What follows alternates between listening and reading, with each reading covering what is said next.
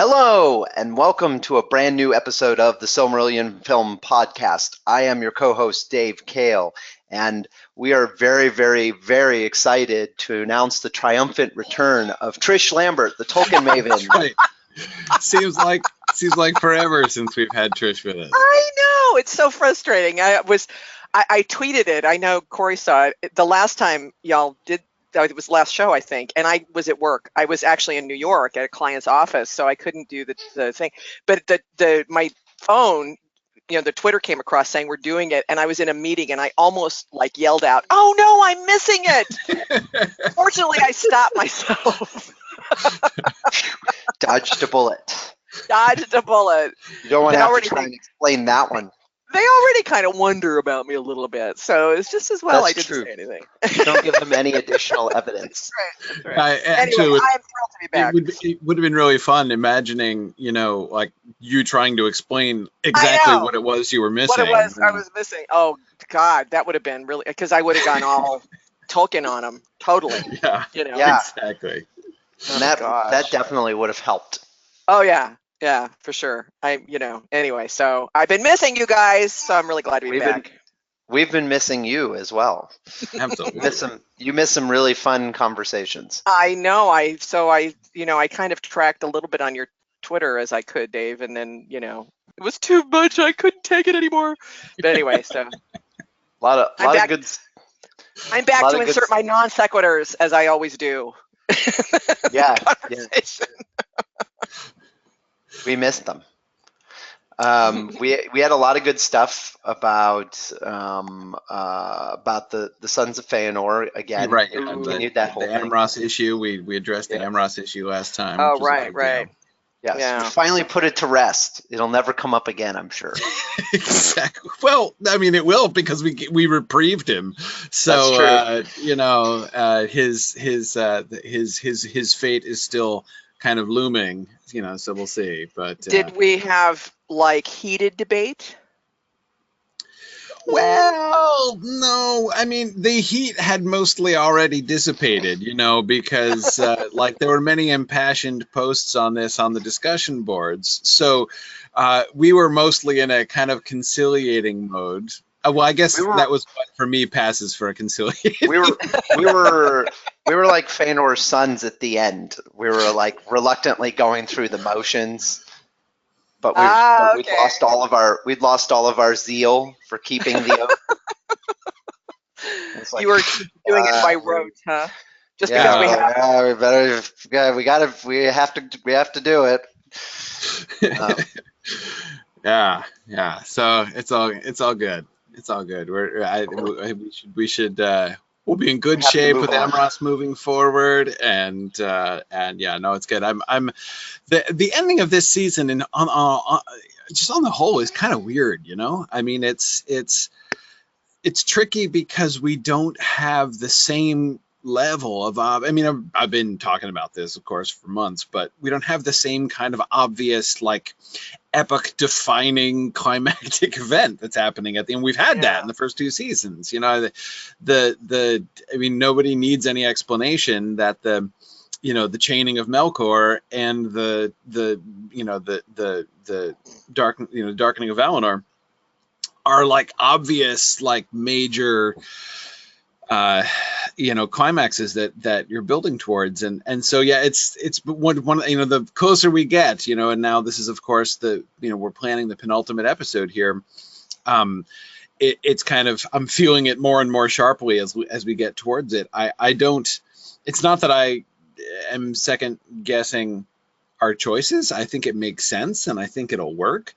It'll be a different kind of season ending, of course, than we've had before, and that's okay. But it's there's a lot of things in it that make it feel different and make it sort of more challenging in some ways. Yeah, I'm excited. I think it'll be a strong character moment. Our challenge is going to be this time not ginning up an artificially dramatic ending, right? I mean, right. I know, exactly. I'm tempted to do that. Right. Now, Maria's perfectly right. I mean, Maria's just saying that, of course, the rising of the sun is just as significant, as those other things. It's, so in a sense, it's just as epic defining even arguably more epic defining than the Chaining of Melkor, for instance. And that's absolutely true. It's just, as she says, less actiony, right? So yeah, I mean, it's not the same kind of, like, the action that has been happening with our characters is not building towards it, you know, in the same way. It's something that happens in a sense independently of that. So it's, but yeah, Nick, I agree. It will certainly be a relief for our lighting and effects guys. No question about that. We'll just end with the celebration of, like, people who are like, we can use the color red again, you know. So it'll be good. That's true. Yeah. Production in general will be happy. No more night shoots. Yeah, exactly. Finally, people can, like, our cast and crew can stop living the nocturnal existence or like going about in darkened studios the whole time. Yeah. Anyway, so by the way, listeners, I don't know if this dawned on you, but Corey Olson, the Tolkien professor, is also on the podcast today. It's never too late to finish the introductions if you get interrupted. Yeah, that's right. That's good. That's good. That's good dedication to duty there, Dave. Thank you. Excellent. Strong work. I'll take it seriously. Okay. All right. Well, before we get too much further in, I want to, we've got some announcements. As always, want to make sure to keep everybody abreast of what's going on. Of course, the first thing coming up is London Moot. We're now only about a month away from London Moot, April 28th. The call for papers deadline was extended, and that's coming up very quickly on the 26th. I'm like looking at my watch. I'm like, when is the 26th? That's on Monday. So make sure this weekend, if you want to lead a discussion, read a paper, strongly recommend go to londonmoot.com. There's a submission form there. For your call to papers, and of course, I hope that as many people as possible will be able to come join us. We've got a great crowd coming already.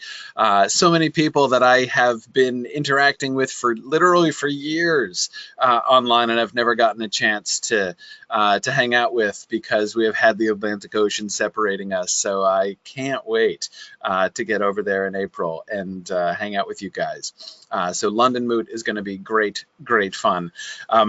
Also, on the subject of great fun, our summer classes are now open at Signum University. So if you want to look into auditing or enrolling in our summer courses, I encourage you to do that. Go to signumuniversity.org and look at our future courses page. And on any of the course pages themselves, you can look at our courses, read more about them, and there's a registration link on each one of those course pages. So that's a really exciting moment whenever we open registration for our next upcoming courses. The Mythgard Movie Club. So the Wrinkle in Time movie is out. I haven't gotten to see it yet. I'm still hoping to do that. But our panel discussion on A Wrinkle in Time is going to be happening on March 29th. So that's next week, next Thursday night. So those of you who I know there are a lot of people who have been really excited about this film. Have either of you guys seen it? What movie? The Wrinkle in Time movie? I have not. That was a favorite book of mine when I was a kid. Yeah. And I'm a little bit on the fence, because it was a favorite book. It's a kind of, having gone through the Hobbit experience, I'm a little... I hear that. I did recently reread the book. Did you? Yeah. So, yeah. Honestly, to be perfectly honest with you, because I haven't read it in a long time. I reread it, or I was listening to it while I was taking Wally on walks, and upon rereading, I was like, I don't know if I like this quite as much as I remember liking it. Not gonna lie, but I liked it better when I was young. I think for some reason I read Wind in the Door first. I don't know why, and I always kind of preferred that one. I definitely now prefer A Wrinkle in the Time, and I am kind of intrigued to see what they do with this adaptation, but to your point, Trish, I will say that in the trailer, they appear to be referring to the darkness as it, not just like the thing on the planet, and so that seems like an ominous sign already of changes made. Well, yeah, I mean, the main thing, I only saw one trailer for it, and I will say the trailer was very striking, right? I mean, it looked like it was going to be a very striking adaptation. It was not obvious to me whether that meant it was going to be a really good one or not, but it was certainly they were putting a lot into this adaptation. That seemed clear, and so that's, again, that can kind of go either way, right? Either they're gonna totally push it in a strange direction, or they're gonna do really well with it. So after seeing the trailer, I was like, okay, I suspect this is either going to be really good or really bad, but I don't know which one it's going to be. But see, Zachary says that it was his wife's favorite book as a kid, and she loved the movie. So there you go. We've got a positive review there. That's a good sign. And the casting looks really interesting. Yeah, no, exactly. The casting, the visuals were gorgeous in the trailer. I was super impressed by the visuals, which is interesting because that was one of the primary impressions I had of A Wrinkle in Time, which I actually didn't read as a child. I didn't read that until I was an adult. It was one of the many books I kind of missed as a kid because neither of my parents were fantasy readers. So, and I have always been so content to reread the books that I already have that I was not a big explorer myself when I was a kid. So anyway, so as I say, I missed it as a child, but reading it as an adult, I was not really struck by the sort of gorgeousness of her descriptions or anything. That's not like didn't seem to me to be a huge part of what she was doing. But anyway, it was certainly a very striking element of the story as they were presenting it. So anyway, Karita really liked most of it, she says. So anyway, yeah, so there should be a lot to talk about, and I know that the Wrinkle in Time panel is made up of Signum students and staff and faculty, all of whom are really interested. Almost all of whom are really enthusiastic about A Wrinkle in Time, dedicated fans of the book, and really interested to talk about it. So that's going to be a really, really cool discussion. So I recommend that. And their next film after that is going to be Alien. They're kind of going back and forth between new films and old films. So they're doing a sci-fi classic in Alien and having a discussion of that one on May 3rd. And then, of course, Mythmoot 5. Don't forget about Mythmoot 5, Fantastic Frontiers, June 21st to 24th in Leesburg, Virginia. It's going to be awesome. We've got John Garth coming, Douglas Anderson coming, Mark Ochran, the inventor of the Klingon language, coming. Alan Sisto and Sean Marchese are coming to do a special episode of the Prancing Pony podcast, for those of you who listen to the Prancing Pony podcast. And if you don't, you should. Those guys are really cool. I so enjoyed the special session I did with them on Hobbit Day last year.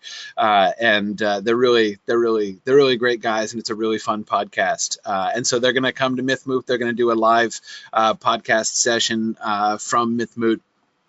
I'm really looking forward to getting to meet them and hang out with those guys. So anyway, so it is Mythmoot 5 is going to be an awesome experience, and it's starting to approach now as we come towards the end of March. So definitely time to think about registering if you haven't yet. So yeah, Phil is talking about that, how they mention me a lot on the podcast. Phil, talking with them, it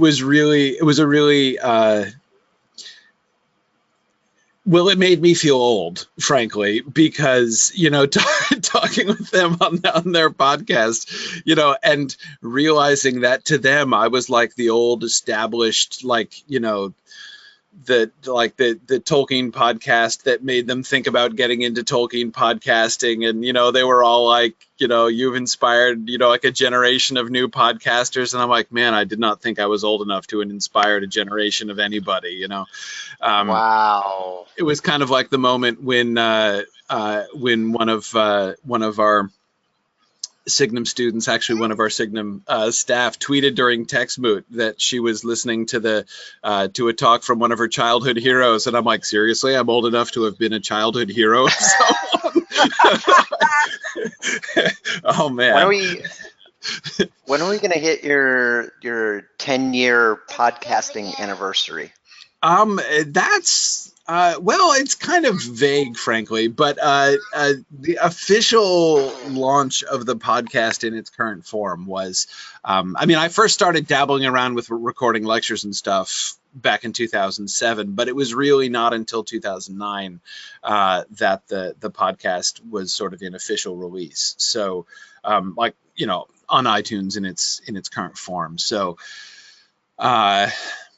I'd have to, I don't know, like, frankly, I'd have to go back and check the iTunes date stamp on my first episode, which I don't even remember, honestly. It was summertime, I'm sure. So next summer, essentially, will be the official 10-year of the podcast itself. That's what I thought. I thought it was 2009. So that's exciting. We'll have to do something big for that. Yeah, that will be fun. I hadn't. In fact, that'll be probably actually not too far from Mythmoot 6. Actually, that would be a logical place to have a celebration of that kind. Anyway, okay, so these are announcements for this week. Hope you guys are able to check some of this stuff out, and I'm really hoping you guys are able to come join us at some of our events because they are awesome. So, housekeeping issues. We have, as I mentioned, reached the penultimate episode of the season. This means, as our production team is reminding us, that after next session, so we're going to be talking about episode 12. Today, we're going to be talking about episode 13, the final episode of the season. Next time. After that, we enter our sort of post-production stage, where we go back. So as you know, those of you who are experienced listeners will remember, we have essentially 3 different, phases of each season. 3 different portions of each SilmFilm season. The first part is the first few episodes where we're doing planning, looking ahead at the deciding the extent of the season and what we're going to cover and some sort of large groundwork. Then we begin going through episode by episode. And that's the second stage of the season. And then the third stage, after we finish that planning, we go through and we look at some of the work that people have produced in various subjects, right? So we look at the script outlines. We go back and review the script outlines that our script team has been working on, working with the excellent and very high quality and frankly almost always spot on material that we've been giving them all the way through.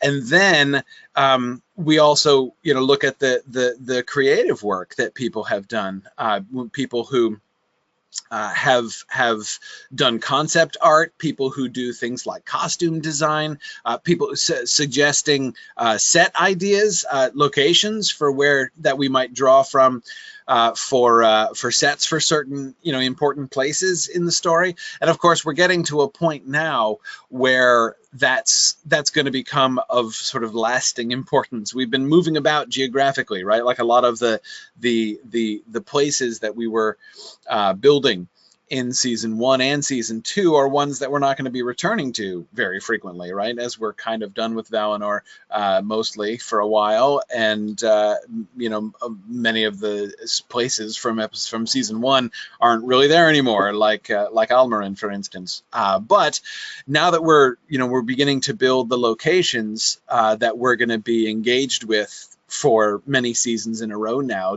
in Beleriand, we need to be thinking carefully about what do we want that to look like, right? So the set concepts are always fun, and of course casting. We need to be doing casting. Anyhow, so we've got that those sessions coming up, and music, right? All of these things.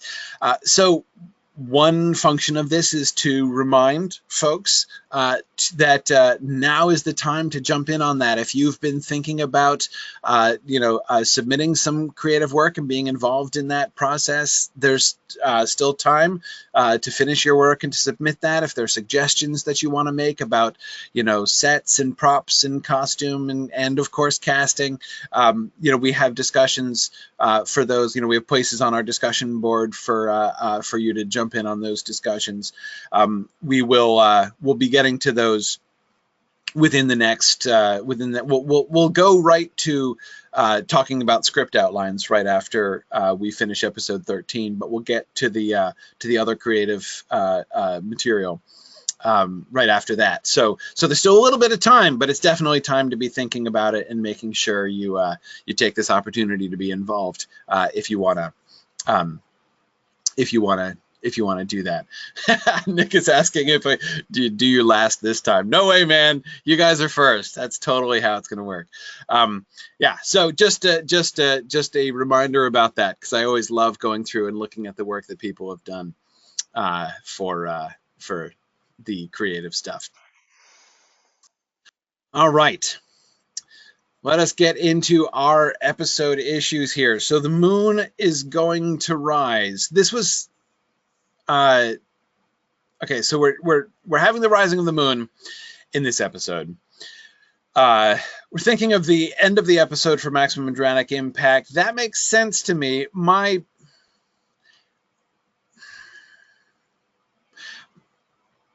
Yeah, that makes sense to me. Do we think it's a good thing or a bad thing to have a parallel that strong? That is, we end episode 12 with the rising of the moon and we end episode 13 with the rising of the sun. That's essentially what we're setting up here if we do that. Are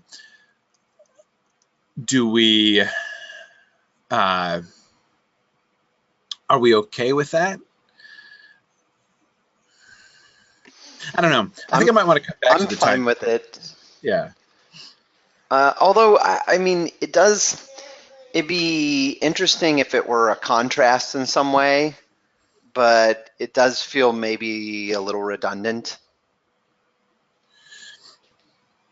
Yeah, well, I would not want to lessen the impact of the rising of the sun.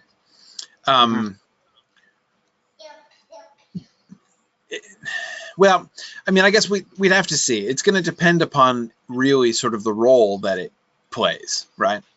I guess I care more about what within the sort of dramatic economy of the episode, what the rising of the heavenly body in question sort of means, right, and the function that it plays. I don't want us to be kind of replaying the same thing, essentially, with different lighting schemes. There's a risk that it'll just be the same note with slightly different with a slightly different color filter. So exactly, and I don't mean action wise, like different stuff will be happening, obviously, but I mean thematically, right?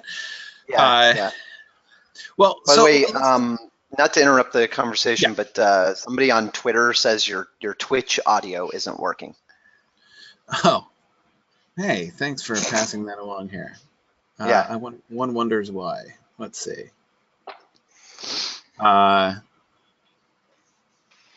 That's quite possibly the worst way to enjoy this podcast with no audio. Silently? Silently, yes. Agreed. I think that's how you would get the least amount out of it. Well, the least benefit. That's right. Yeah. There's already pretty limited benefit to begin with, so you don't want to lose whatever's there. Right. Okay. Yeah, that's really interesting. Hang on a second. I have no idea why that's happening. Have we got people corroborating that the Twitch feed does indeed not have sound? Yeah, no, I can actually. It's weird. I can sort of see it here. I only see the one message. Ah, dear. Aha. No, that person is completely right. Maybe there's only one person on Twitch, No, it's, I have no idea. Hang on a second. Okay. Isn't Amazon on Twitch now? We can blame Amazon.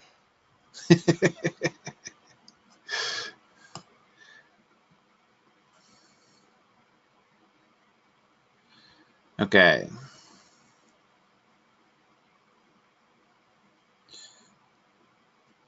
Okay, there we go. Good. Excellent. Oh, I think that means that my recording is messed up too. Splendid. That's all right. No problem. Thank you to the person on Twitter who drew that to my attention. That was a very obscure audio fail. So, good. Okay. Excellent. Excellent. All right. So we should be okay now. All right. Okay, good. All right. People can see it. So, and I had so many windows up, I couldn't see the Twitch chat either, which I can now because I still have hundreds of windows up, but it's now in front. Okay. Excellent. Thank you. Thank you, Dave, for the brief interruption. But let's get back to the moon now. So here's my issue. Let's think through now. What do we want to make the thematic significance of the rising of the moon and of the rising of the sun? Because obviously, hope, right? We're talking about the bringing of hope to Middle Earth, and both of them bring hope to Middle Earth, right? But that's exactly what I want to avoid. We can't just be like, and hope arises at the end of episode 12. And more hope arises at the end of episode 13. That's like twice as hopeful as before, right? That's just not going to have the kind of impact that we want. So we got to think carefully about how to do that. So let's kind of brainstorm for a minute here. What else is involved? What else is involved in the what else is involved in the rising of the sun and moon? What other themes would we want to kind of link in, other than the bringing of hope to Middle Earth and the intervention through the intervention of the Valar, the bringing of light? Now, Marielle, I agree. That's one really important thing, but though it's going to be tricky, right? I think it'd be really tricky to convey this, at least in the context that we have here at the climax of the season, is that Middle Earth is changing and will never be the same. Yeah, I mean, especially the rising of the sun, right? The rising of the sun is like the beginning of a completely new era, right? And really sort of the beginning of the diminishing of the elves, which is kind of almost like the opposite of the hope message.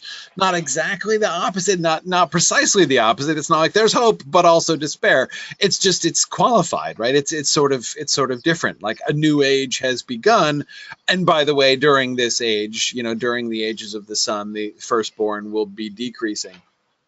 Do we want to cut to Valinor during this period? And do we want to get the Valar sort of?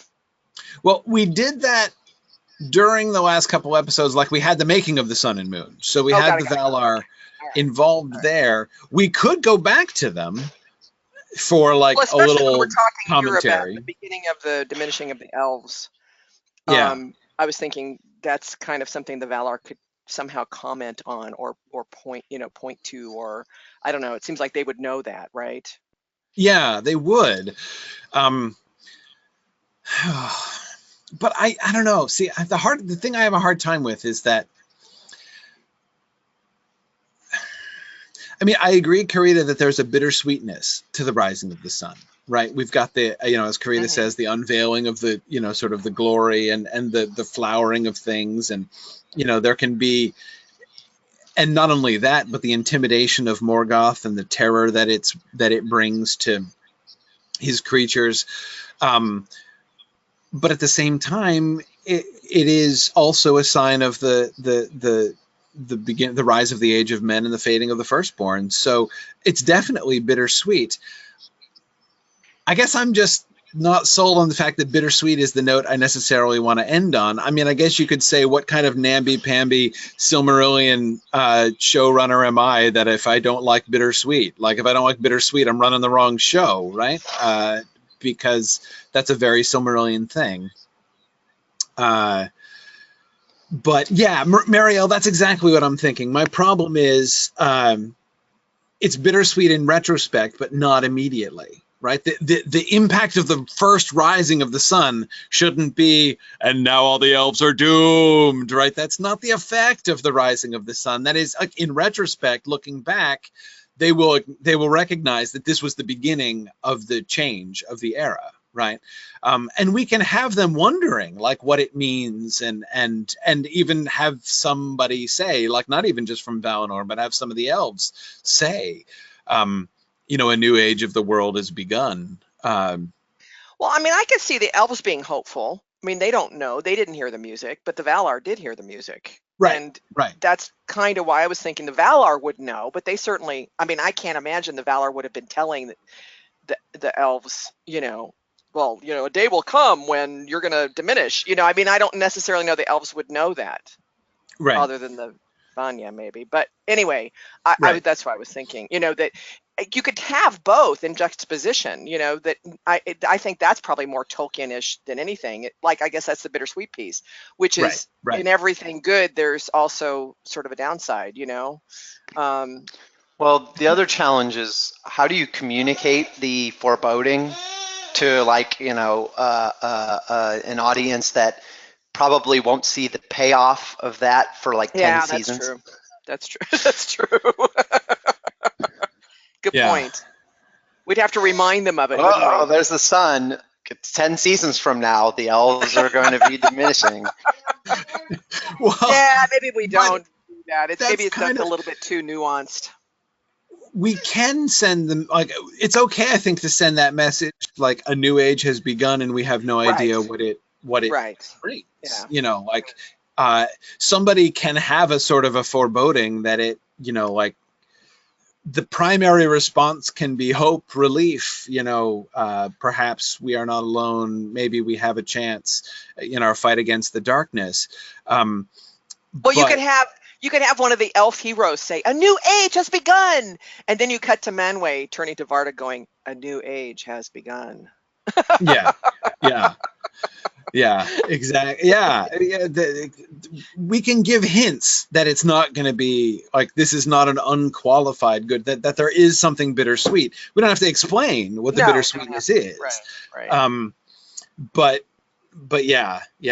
I mean, the more I think about it, the more I think that would be doable if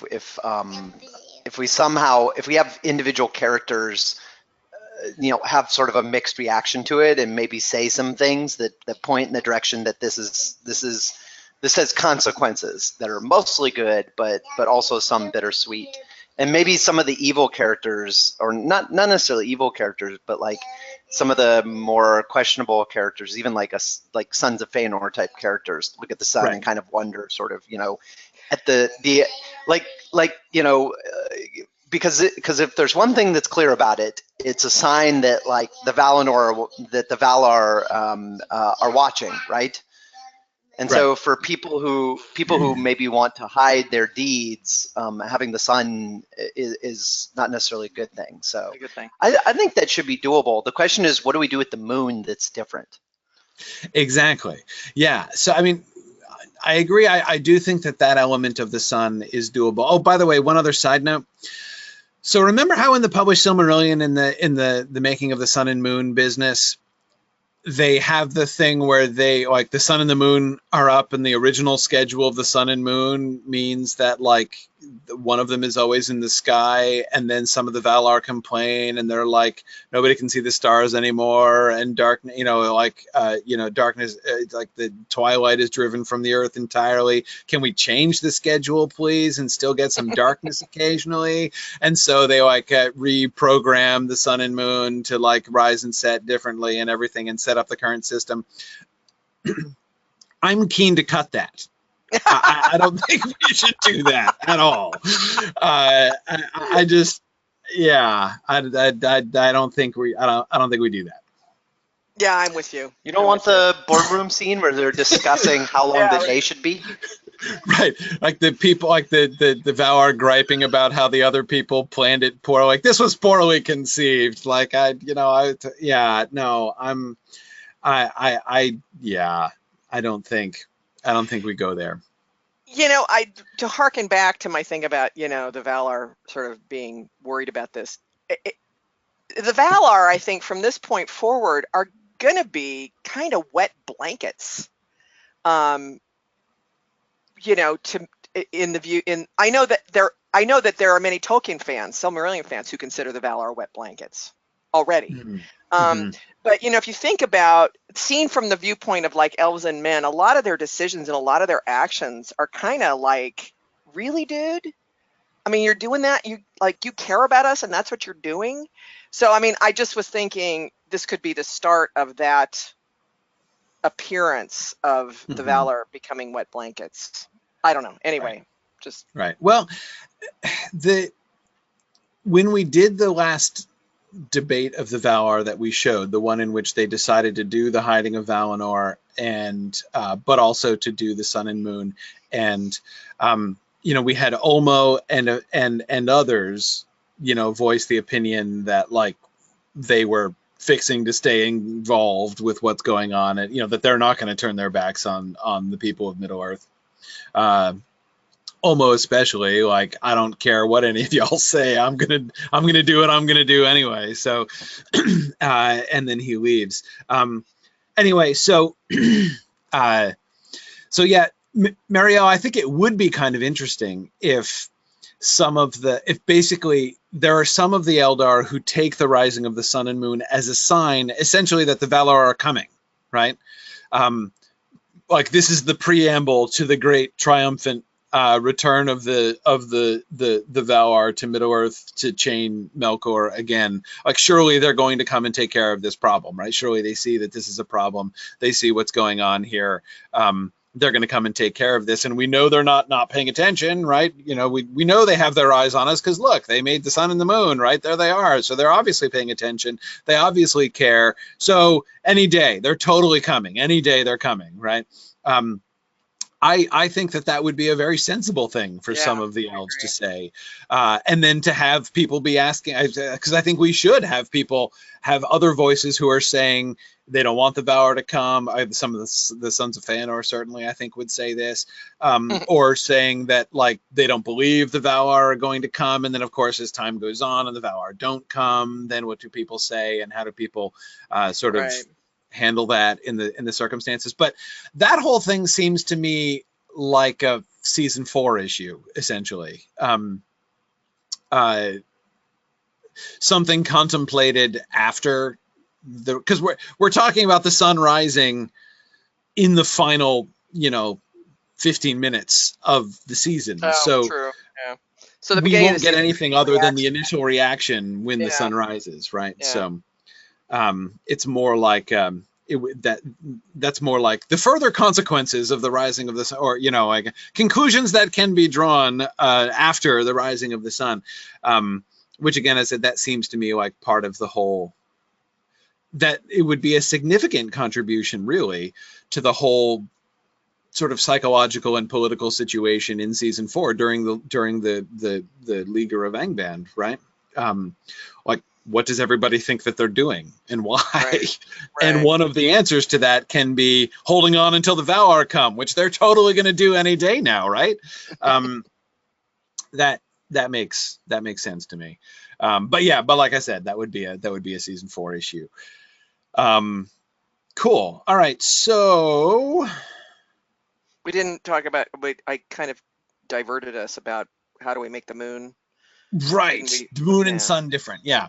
Okay. So yeah. All right. Well, one thing, the sun, one obvious difference between the moon and the sun. And by the way, isn't it kind of fun that we're sitting here like, okay, we got to rack our brains and like, what is the difference between the moon and the sun? Like, I don't see any difference between the moon and the sun. It's just kind of a fun conversation to be having. But anyway, one of the obvious differences between the moon and the sun is that it's the sun that brings terror to the creatures of Morgoth, right? And in fact, wouldn't it be lovely to have a whole bunch of trolls turning to stone when the sun rises? That'd be awesome. Oh, right? Yeah.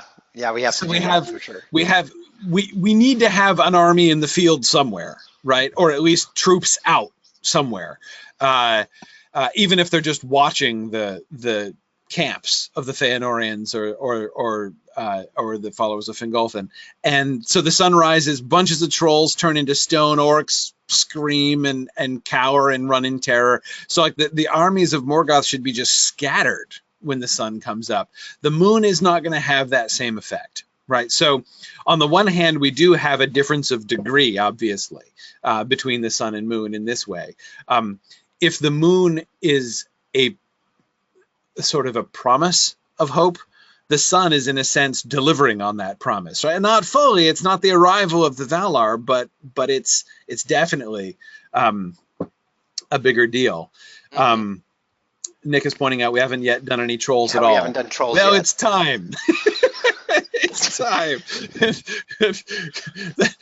Then the script team needs to go back and write in some trolls somewhere. They can always be in the background, Yeah, can always be in the background. They don't have to be featured, right? Yeah, they don't have to be featured. We don't even have to explain what they are, where they come from. The trolls, of course, are made in mockery of Ents, and we have Ents going on. So the idea that Morgoth in his R&D department has already seen the Ents, right, knows about the existence of the Ents, and has already been experimenting with that.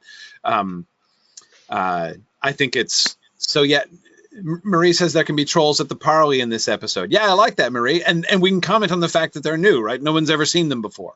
And that's actually kind of fun to see Morgoth like already responding to the R&D challenge of the utter defeat of the orc armies at the beginning, right? When the Feanorians arrive, like it's already clear something more has to be done. So the trolls would be like the first upgrade of his armies. So interesting to see like some of the proto trolls there already evidenced at the beginning there, and then we have we can see the proto trolls turning into stone. Yeah. No, I think see look at that. There's no time like the present to introduce trolls. But anyway, so because the rising of the sun is a direct strike against Morgoth in a way that the rising of the moon isn't. It's still, the rising of the moon is intimidating. It's dramatic, but it's not. It's just not the same kind of effect. Mariel is asking, does the moon bother evil creatures other than Gollum? Not like the sun. I mean, there's no evidence, for instance, that the orcs who don't want to be out in the sunlight care whether the moon is up. I don't recall them referring to the moon at all in the same way that they talk about the sun. I mean, you'll remember the orcs in the Uruk-hai chapter talking about like, what are we going to do when the sun rises, right? Nobody asks about what's going to happen if the moon rises. So it just doesn't seem to be the same issue for them. I could see that when it first appears, they would be cautious, right? You could see them sort of being cautious. It would be scary, but it's more of a what is this thing and what does this mean kind of thing. Yeah, but it's not a like, like Wicked Witch of the West kind of situation, Right. I mean, they sort of put a toe out and then they sort of look around the corner and it's like, oh, okay, it's all right, it's safe. Come on out. Right. Yeah. So exactly. So I think that's fine. That's. So what does that suggest then? Does that suggest that the moon then is the sign of hope? But let's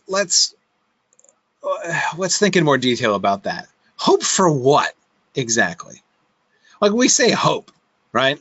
But hope isn't just an emotion, right? Hope isn't just a feeling that you have. I mean, I'm not saying that there isn't a feeling that you could call hope, like a general feeling of optimism that things are probably going to turn out well. But that's not hope in the Tolkien sense of hope. That's certainly not Estelle. Your hope has to be inside. Hope in the Estelle sense is hope that is very connected to faith. It's connected to belief in something. Exactly, Marie. That's Amdir, not Estelle. The general feeling that things are going to turn out well. That's Amdir. Estelle, the high hope, is that's why Gil Estelle, the star of high hope, that when Earendil's star rises for the first time, it's called Gil Estelle, the star of high hope, not because it makes them feel like cheerful and optimistic who see it, but rather it is a sign of hope. Like it gives them something to believe in, right? We have seeing that star rise, we have a reason to believe that things are going to turn, right? This is a sign of things to come. I got to think the rising of the moon would be that kind of sign, which means sign of what exactly? Hope how? Hope for what? And, so Dave, I come back to the what we're saying before about the Valar coming, right? I mean, if it's a sign of the intervention of if it's taken as a sign of the intervention of the imminent intervention of the Valar, well, that's not really a sign of hope to the Feanorians. They're not going to want that, are they? Wouldn't they be anti-intervention of the Valar at this point? Or would they? Feanor himself certainly would be, but of course he's dead. Well, the sons don't stray that far from the father, do they? I mean, I would think they also would be anti-intervention. Yeah, that's an interesting point. Well, I mean, don't the Valar also sort of don't they sort of pose some kind of a threat to the oath? Meaning, if the Valar get into a hold of a Silmarillion. Anyway, I'm right. Yeah, sort of talking out loud here. Yeah.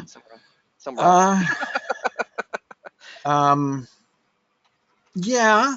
Well, it's hard because, of course, we know that's what's going to happen, right? I mean, we know that the ultimate intervention, from the West is going to bring about the sort of the final crisis of the oath, right? It's not necessarily clear to me that would be obvious to the Feanorians from the get-go. That's the situation that would be. Well, I would be thinking that they'd be afraid. Geez, what happens if a Vala gets a hold of a Silmaril, and I have this oath? Right. I mean, that's to me that would be a much more that would be kind of be where their heads were at. It's like we don't want the Valar to get in hold of the Silmarils because our oath is going to be screwed if that happens. Right. Well, but at least some of them, right? At least some of them would probably be thinking, well, but surely if the Valar, they'd give them back to us, right? I mean, obviously they'd give them back. Obviously, the Valar wouldn't withhold them from us, right? No, they wouldn't do that. Whereas some of them, like the Curufins of the world, would probably be like, I wouldn't trust those Valar as far as I can chuck them, right? They're totally going to keep it for themselves, so we can't let them have it. Whereas, I mean, after what they did to us, right? After they banished us and they treated us so badly, right? That's to me what they would be thinking. Right. Exactly. So, I mean, if they've convinced themselves that they're like ill done by in the whole situation, then they could just. There's also could be just like simple resentment, right? Like, oh, now you're going to come in and help, right? Fine. Right. Well, we don't need you. We're doing it on our own, right? That's right. I don't really know. Well, Marie, the Valar are specifically named in the oath as people from whom they will not accept the withholding of the so not even a Valar, if they try to withhold a Silmaril, that will not be tolerated, right? Even if it's one of the Valar. But again, it's still premised upon the Valar withholding the Silmarils. Right. From the Sons of Feanor. Because remember, that's what's ultimately going to happen, right? In the War of Wrath, Maedhros and Magor are going to be like, okay, please give us the Silmarils.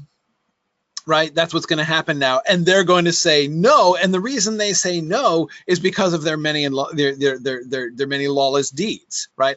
Right. It's like, hey, no, like 3 kinslayings, 3 strikes, you're out, buddy. You are not getting the Silmarils, right? That does not necessarily prove to me that the Valar wouldn't give them to the Sons of Feanor if they actually were to show up right now. You know, who knows? But Marie, exactly. So the question becomes, do you trust him? Do you trust him to give you the, you know, obviously the question of would they have given them, in fact, at this point is a purely theoretical one. The practical one is, to what extent do the Sons of Feanor trust the Valar to hand them over? And I would think that this would probably fall right along party lines, right? I would expect Maglor and Maedhros, and possibly Amros, though I kind of expect Amros to maybe abstain from this vote, but I'd expect Maglor and Maedhros to be willing to assume that the Valar would do the right thing here, and the 3 darker brothers, Curufin, Celegorm, and Caranthir, to be more cynical about it. Hey Corey, Yeah. I'm wondering if the trick with the sun and the moon here is to show individual characters reacting to each, and maybe don't show the same characters responding to each of them. So like maybe the moon, maybe the moon could be predominantly like Fingolfin's host, and maybe Círdan. And folks like that, and then the sun would be more like Feanor's sons and Morgoth's forces. And Morgoth's folks, yeah.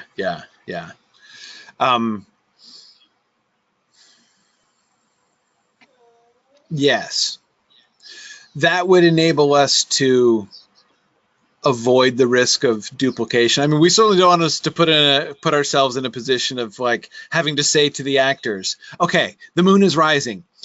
Do a shocked and surprised face. Okay, now the sun is rising. Do an even more shocked and surprised face. Like, you know, yeah. So just having different people responding in different circumstances would make that a little bit easier. Yeah, that makes sense to me.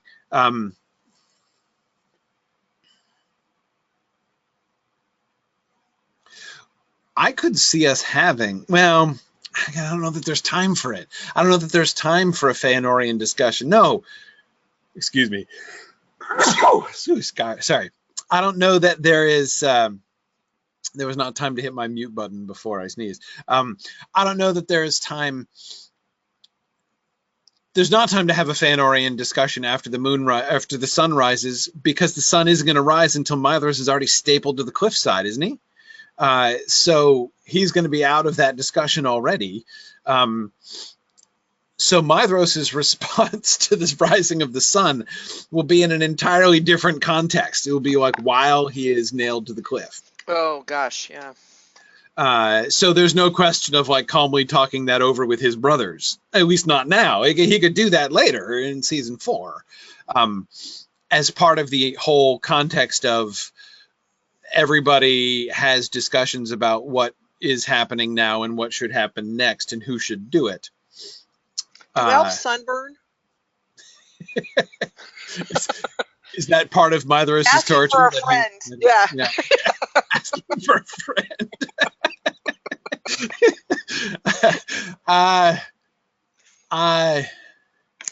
God, poor guy's gonna get burned to a crisp. I would think not, right? I mean, it'd be hard to imagine, you know, it'd be hard to imagine Fingolfin with like a you know, peeling nose or something, you know. Like, wouldn't they be immune to sunburn just like they're immune to disease? I would think so. And that might be part of the, you know, but maybe that's along with death, what men consider to be like punishment, is that they get sunburned. Yeah. See, you missed me, didn't you? You all missed me. Sunburn. Marie says that Maedhros is redheaded, so of course he gets sunburned.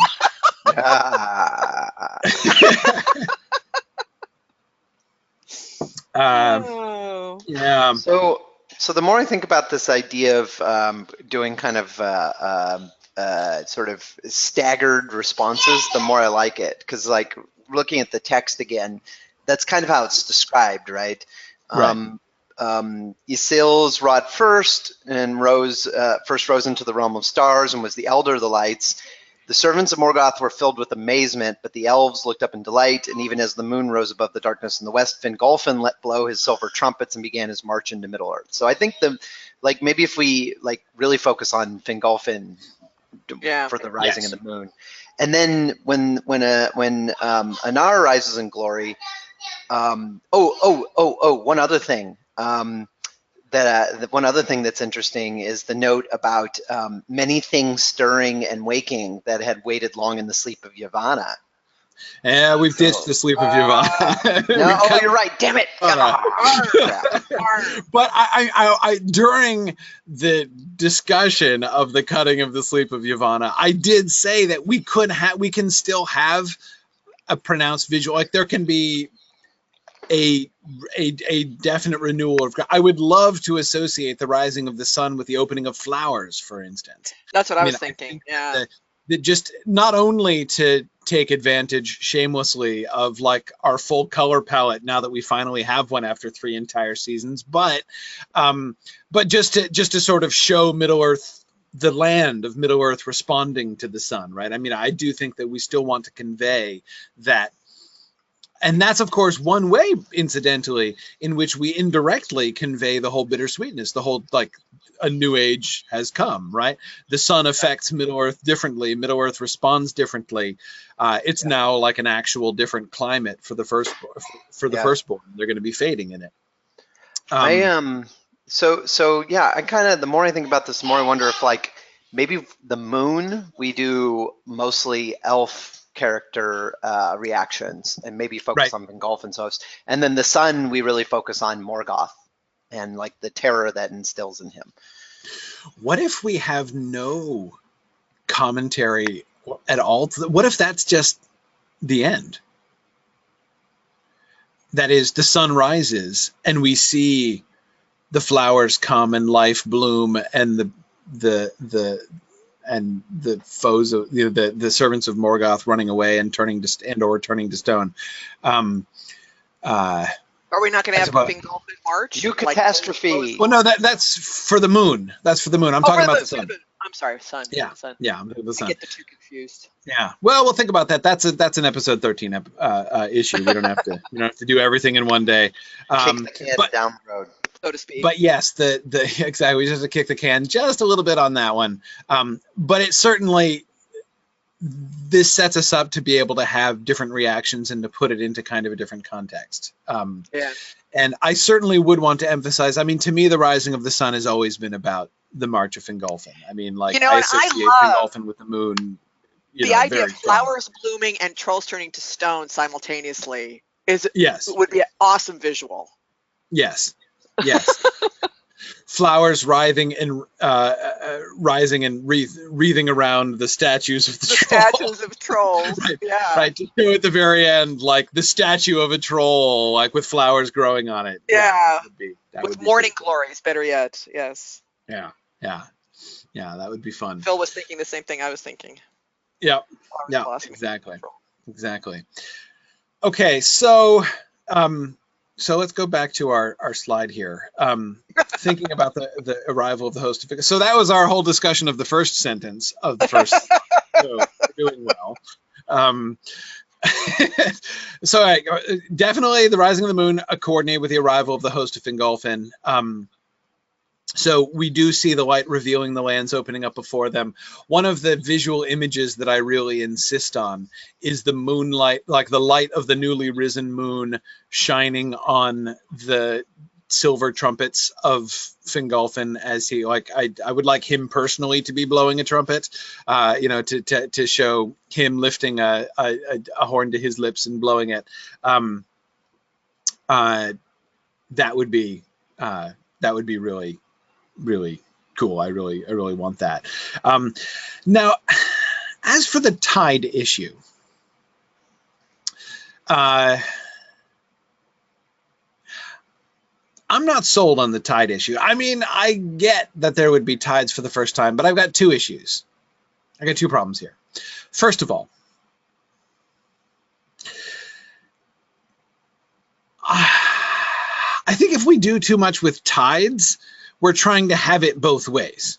That is, we are trying on the one hand to make dramatic use of real world astronomical effects, while at the same time we're trying to say we're living in a flat universe and the moon goes through a tunnel underneath the earth, right? It's like, which way are we going to have it, people? Because I'm not sure we can have it both ways there.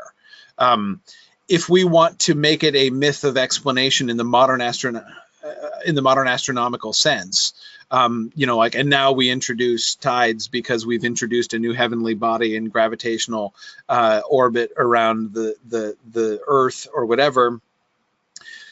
Then it makes it really hard to cling to the much more abstractly and unrealistically mythical concept of the flat Earth, which is orbited in this kind of mechanical way by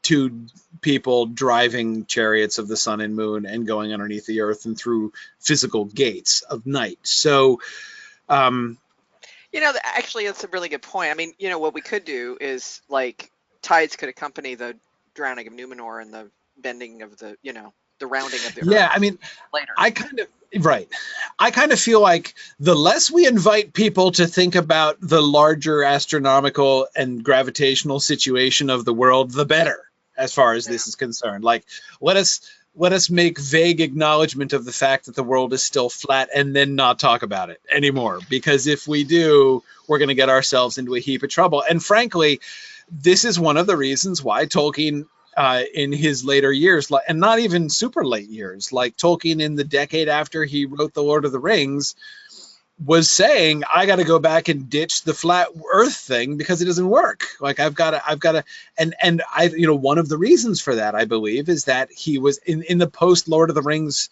world, he was approaching the Silmarillion differently because he'd done more consistent world building, not just myth writing, but real world building, in writing this consistent story and integrating the early myths with it.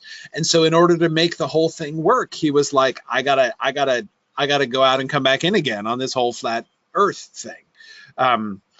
So I take it, Corey, that you're not in favor of a scene where the Valar are sitting around like a little model of the solar system and then plotting out Tilian's course, sort of plotting this elliptical trajectory around the Earth.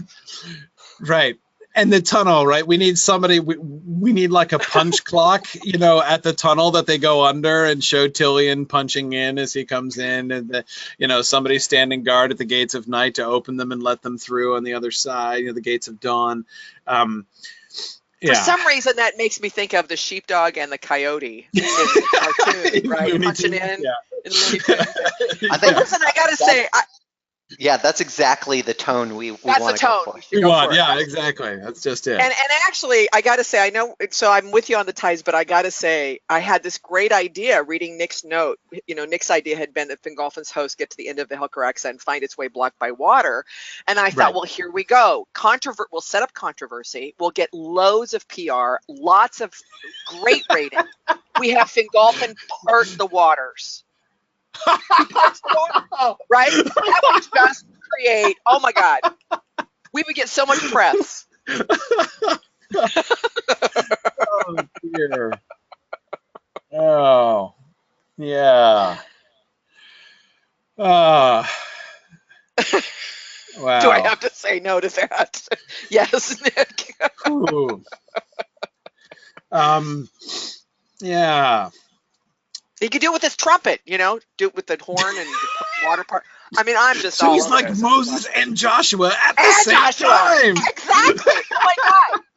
Viewers would love it. Are you kidding? We would get endorsed by so many religious organizations. Yeah. Yeah. Excellent. Yeah. Well, okay. So next time I'm not here, Dave's going to say, I have good news. Trish is not with us. Never. I still like the. All right, no, let me be a little less definite about that. I still don't dislike the like blocked by water and then the water goes out thing. I just don't want to talk about it. I don't want to explain it. Yeah. But here's the other thing. Remember that in like the last episode, we had Olmo like saying, "I'm gonna go help the people in Middle Earth, and I don't care what y'all do." Like we had basically Olmo drop the mic and walk out of the Valar meeting, explaining that he's fully intending to help the folks. So I kind of like a water-related deliverance here for Olmo relief. Ooh, that's a good idea. Yeah, that's true. I mean, do we get really overt about it and show Olmo kind of doing something, or just not even that? I mean, imply that it's actually Olmo or one of his minions. Yeah, I think we can kind of leave it open, or even just have somebody comment on it, like one of the elves could, like Turgon could say something about it, right? Or even Finrod. Or just be indirect and play Olmo's theme in the background, as Marielle suggests. Yeah. But anyway, yeah. So just to have.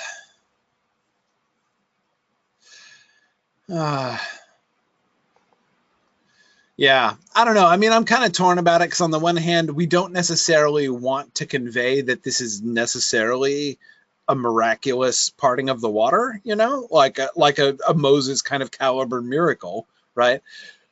At the same time, I can't help but think that it's just going to be a little bit weird for people to be like, tides, what are these tides? I mean, I really can't imagine that in a flat world universe like Tolkien is imagining, the moon actually is even going to be connected with tides at all, right? I mean, like, this is just, to me, it's like an apples and oranges kind of thing. I'm not exactly okay with the moon being driven like as a chariot that goes through a tunnel underneath the flat earth and having it be associated with tides. It's just, and I know that you can do the scene without saying the word tides, Murray, but again, wouldn't it make the elves look a little dorky if they come to this and they're like, oh, at some parts of the day, the water the water level is going out. Maybe it will come back in again later on. And be like, oh, wow, boy, these people are a bunch of sharp instruments, right? I mean, it's like, yeah, you never noticed this before. Or then if they didn't, then we have to say that this is new. And that's my concern. That's my concern.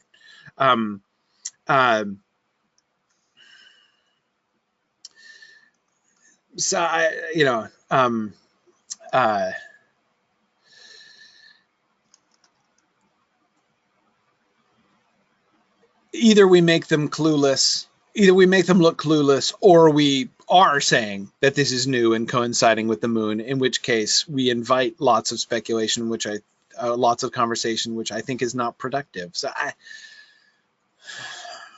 at the end of the day, I'm not sure. I kind of think we do without the water thing, and I don't think we make any allusion to tides at all. And I think even though I kind of like the Olmo connection, I think I would ditch the water thing entirely.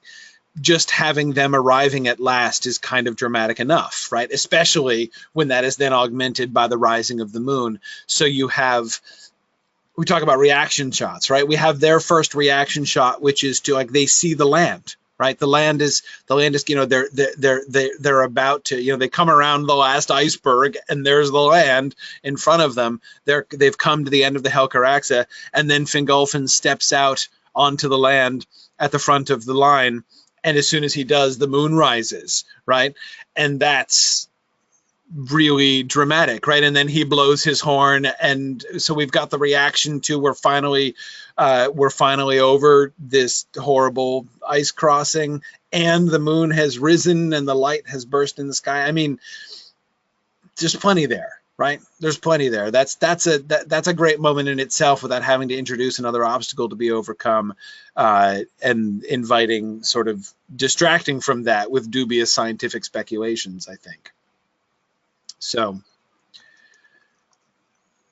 yeah, so let's simplify that.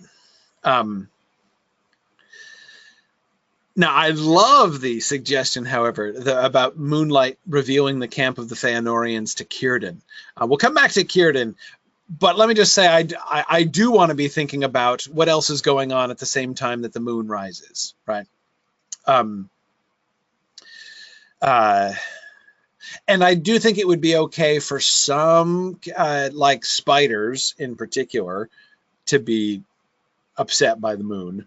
Orcs and trolls, we're going to save that, but we could have some negative reactions. But I want to mostly keep the reactions to the moon to the elves. Yeah, I'll come back to Círdan. We'll come back to Círdan, but I do want to think about how the timing of the rising of the moon fits into those other storylines. Again, the primary emphasis: the viewers will be introduced to the moon in the company of Fingolfin, clearly. But I think, but obviously we do need to think of, we can bring it in different places. Ooh, the werewolves, Hakan. Oh, you've got it. Absolutely. We totally have to have the werewolves responding to the moon. Right? Oh my gosh. We can't not do that. Oh yeah. How and will a great howling went up. A great howling goes up. Yes, exactly. Oh, absolutely. Oh, the werewolves. That is brilliant, Hakan. Absolutely brilliant. Yep. Okay, cool. Actually, the howling of the werewolves could be the thing that gets people's attention. Like they may even feel it before anybody actually sees it. It's like, what's all that about? Like, oh my God, what is that thing?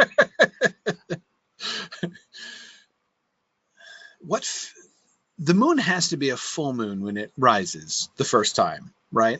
Because it would be really anticlimactic if it rose for the first time as a crescent. What is that little thing up? Did the sky break open? That's different, but kind of weird and not very bright. Does anyone notice a difference in the light? Not that much, actually. Yeah, no, it has to be a big old huge full moon. But yeah. Oh, yeah, Nick, I agree. Having the werewolves driven mad by the moon would be awesome. That would just be awesome. Yeah. They should howl and run crazy when the moon rises. That would be awesome. Okay. Maedhros is parley. This is the major event. Of course, the rising of the sun, moon, really important. But Maedhros' parley is the big event. So let's think this through, because there's some tricky elements to this. Okay. At the end of episode 11, some emissary or other can come to the camp of Feanor to invite them to parley, offering a Silmaril. The brothers conceal Feanor's death. I agree. They don't want to. They're sort of embarrassed. Okay, they're not embarrassed. they want to play things a little close to the vest, right? So that's fine. Who comes? So here's tricky thing number one. Tricky thing number one is the parley. So the characters as we have described them, right? That is the characters of the bad guys as we have developed them. The parley, this has Sauron's fingerprints all over it, right? This is totally a Sauron kind of stratagem. This is not a Gothmog kind of stratagem, the parley. So clearly, Sauron has to have his hand in this whole parley thing. And yet the text explicitly says there are Balrogs there. So how do we handle this from a bad guy point of view? We don't necessarily have to show it backstage with the bad guys before it happens, right? It's not like we have to, join the strategy meeting where the bad guys decide to do the parley betrayal, right? So we don't have to do that. I think it would be cool if it's Thuringwethil who shows up and makes the offer, but actually I hadn't thought of it being Sauron himself. That would be really interesting. It would be a really cool foreshadowing of, Anatar, for Sauron to come up to show, declaring peace and offering gifts, right? there's some mileage we could get out of that, setting up that as a parallel here, right?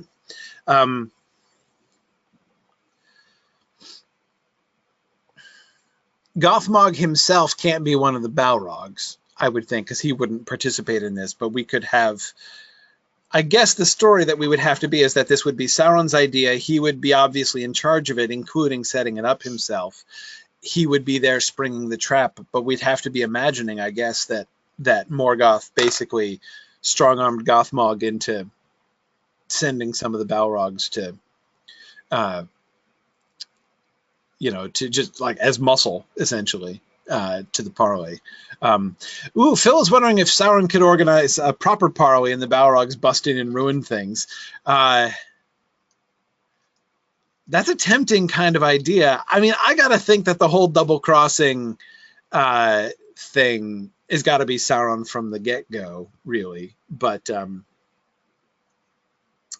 Hakon is suggesting maybe Thorin-Gwethel is the first messenger and Sauron being the centerpiece of the parley itself. I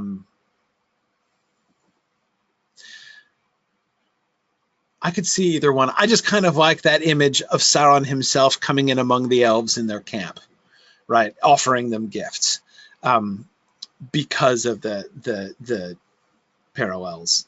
I really like that. And yeah, he absolutely, Nick, should be glitzed out. Yeah, he should look awesome. He should look resplendent when he comes.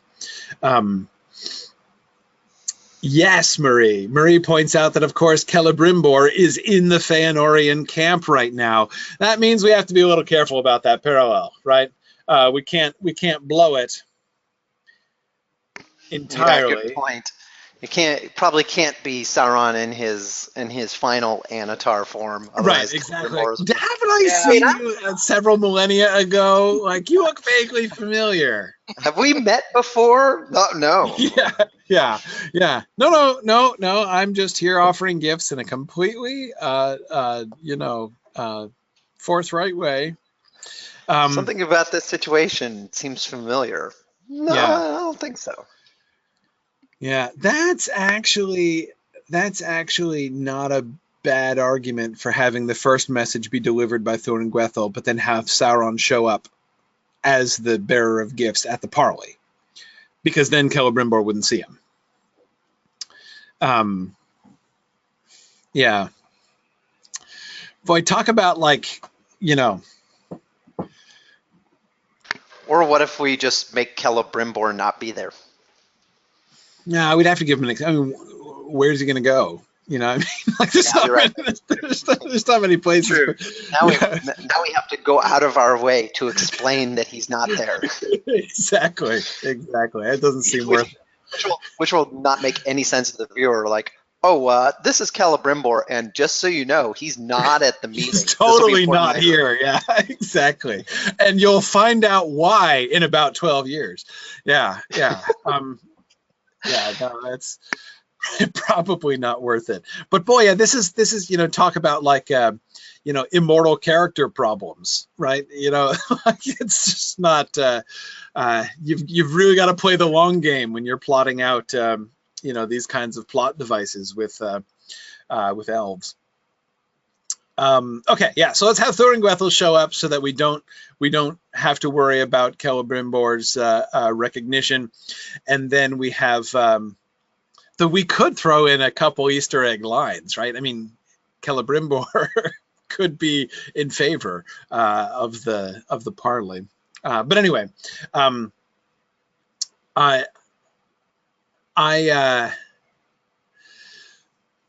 so then we get Sauron at the parley. Hakon, you're right. Maybe instead of being the resplendent Lord of Gifts, the move that Sauron would make would be cornered and beaten opponent, right? So he would come in contrition as a representative, faked obviously, but because that was the angle that Morgoth rather was taking in the parley, right? We've lost and we're offering terms of peace, right? Because you've beaten us.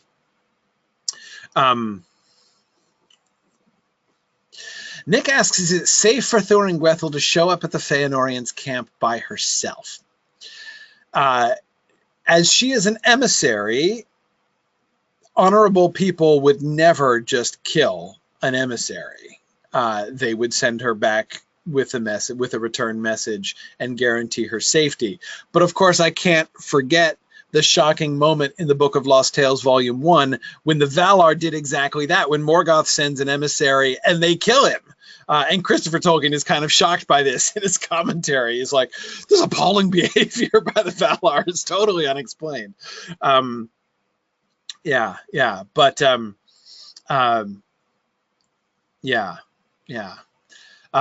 Marie is thinking that she likes the idea of Celebrimbor supporting the parley, and that it could be the first time that Celebrimbor ever gainsays his father, right? That he disagrees from Curufin, and so we begin to see a little bit of a rift there between Curufin and Celebrimbor. That would be interesting. Besides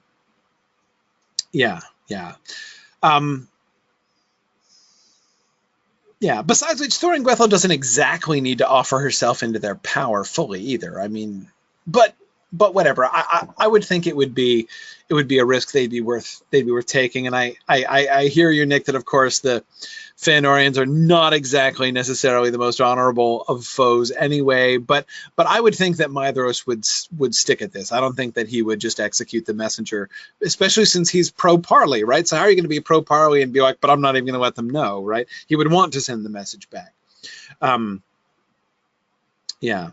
So. But let's get to the sort of the bigger question here. Why does only Maedhros go to meet Morgoth's representative? So why do we say yes in the first place to the parley?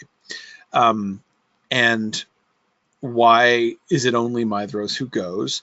And how does that discussion go in advance? Who's in favor of the parley? Who's not in favor of the parley? And why?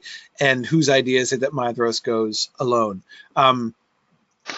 I kind of like the idea of I like the idea of Maedhros sort of doing it self-sacrificially, like, all right, you guys, I think this is a trap, you guys stay behind, I'll go. But then there doesn't seem to be, there's basically no good reason for him to walk into the trap. Like, what is he expecting to gain? Yeah. Unless Morgoth is feigning to offer a Silmaril. He is. He's feigning to offer a Silmaril. The question is, do they believe him? Right? Yeah. I mean, well, I wonder if maybe one or more of the sons, like Maedhros, is like feels like it's an opportunity they can't afford to turn down. We have to, right. We have to take this. I wonder if maybe the oath compels them to take this opportunity to get a Silmaril. Yeah. If there's a Silmaril and it can be had, somebody has to go check it out. Right. Yeah, the oath won't let them say no to a Silmaril. But see, I don't know. I'm a little dubious about that though, because it's not like the oath is going to be satisfied with the return of one Silmaril, right? I mean, he's got a. Marielle is suggesting he could possibly offer all three, which would be more enticing from an oath-related standpoint. I totally agree. And then I could see if he was saying, I'll return the Silmarils to you, just flat out saying, I'll return the Silmarils that like, you have beaten me. If the message is, you have beaten me, obviously we cannot stand against you.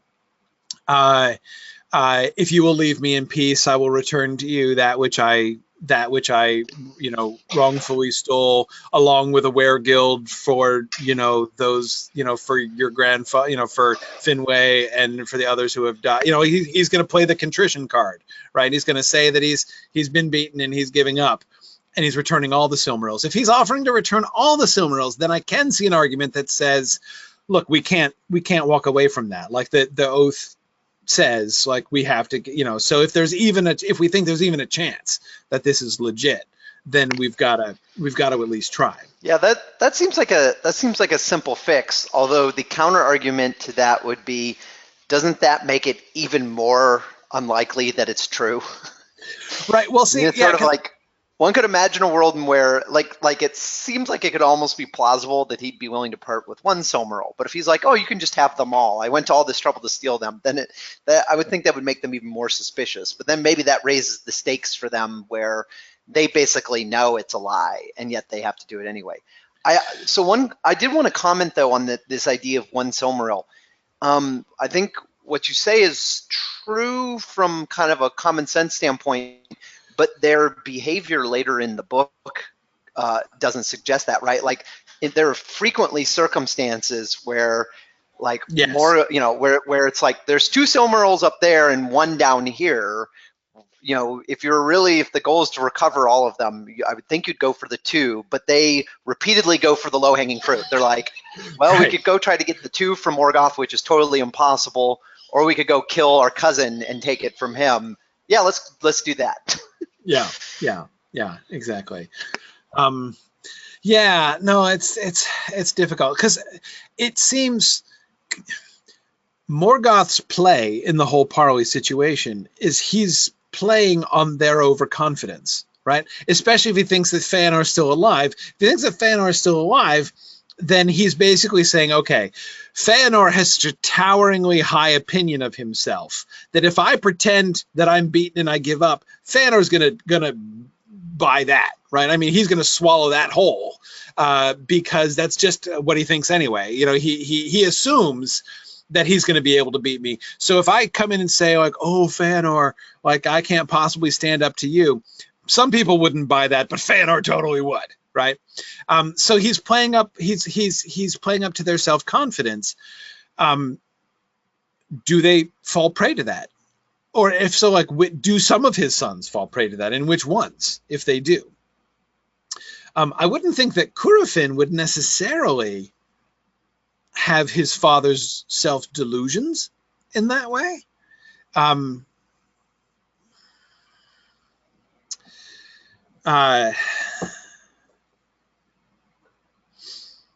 Celegorm could buy it. That I could see Celegorm and Caranthir would be my top two candidates for most overconfident of Fëanor's sons.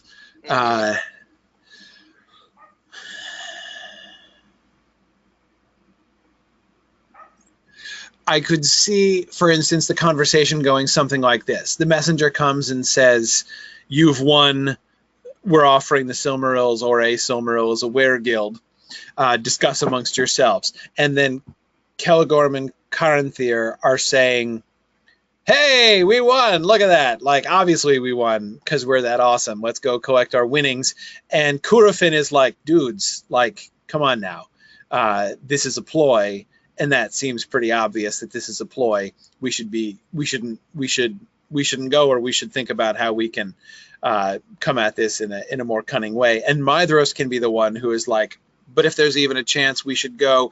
But I agree with Círdan, it's probably a trap. So I will go alone, right? I will go alone because somebody needs to go in case there is any chance that we could get a Silmaril out of this and fulfill and free ourselves from this oath.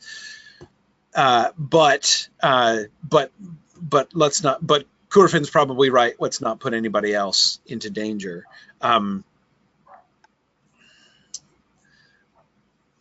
Yeah.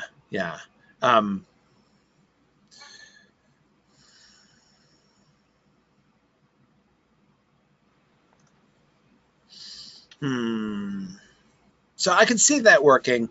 Tony is thinking that Maglor would be the voice of reason.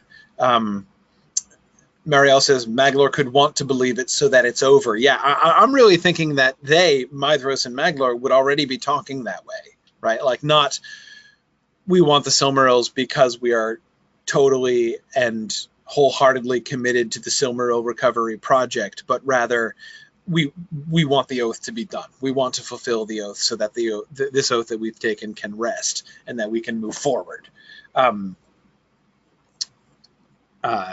But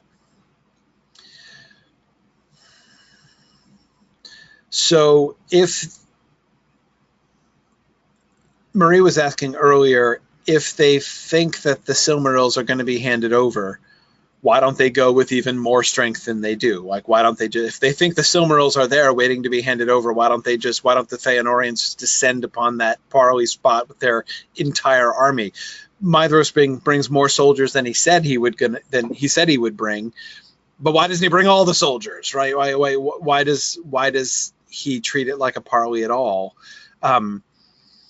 And again, I think my answer to that would be Maedhros saying, there's a really good chance that this is a trap, and I want to be prepared for it, and we'll hope that even if it is a trap, we can fight our way out. But we don't want to put everybody at risk for this, because we're reasonably confident that it's a trap. Yeah, Tony, he would definitely take volunteers. Yeah. Yeah.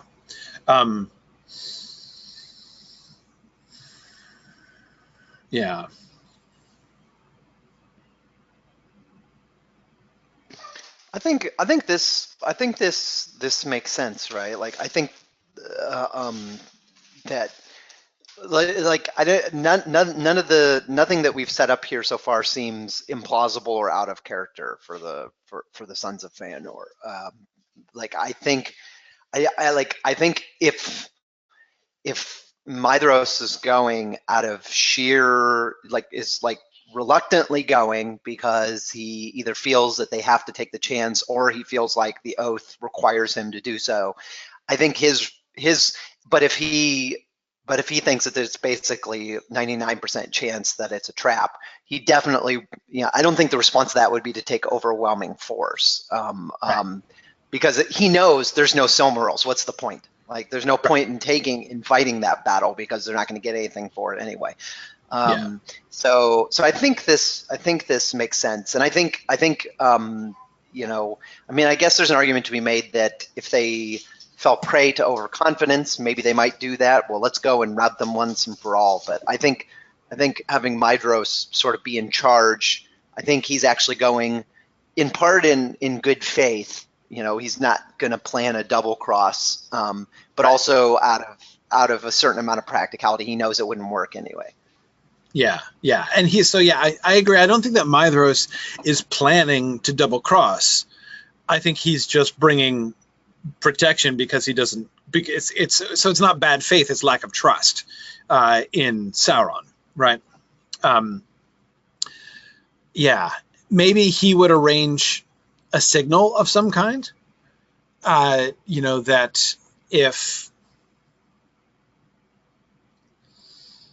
if things go bad, I don't know how he would do that exactly. Maybe that's not necessary. But yeah, Murray, you're right. It's certainly a very good lack of trust.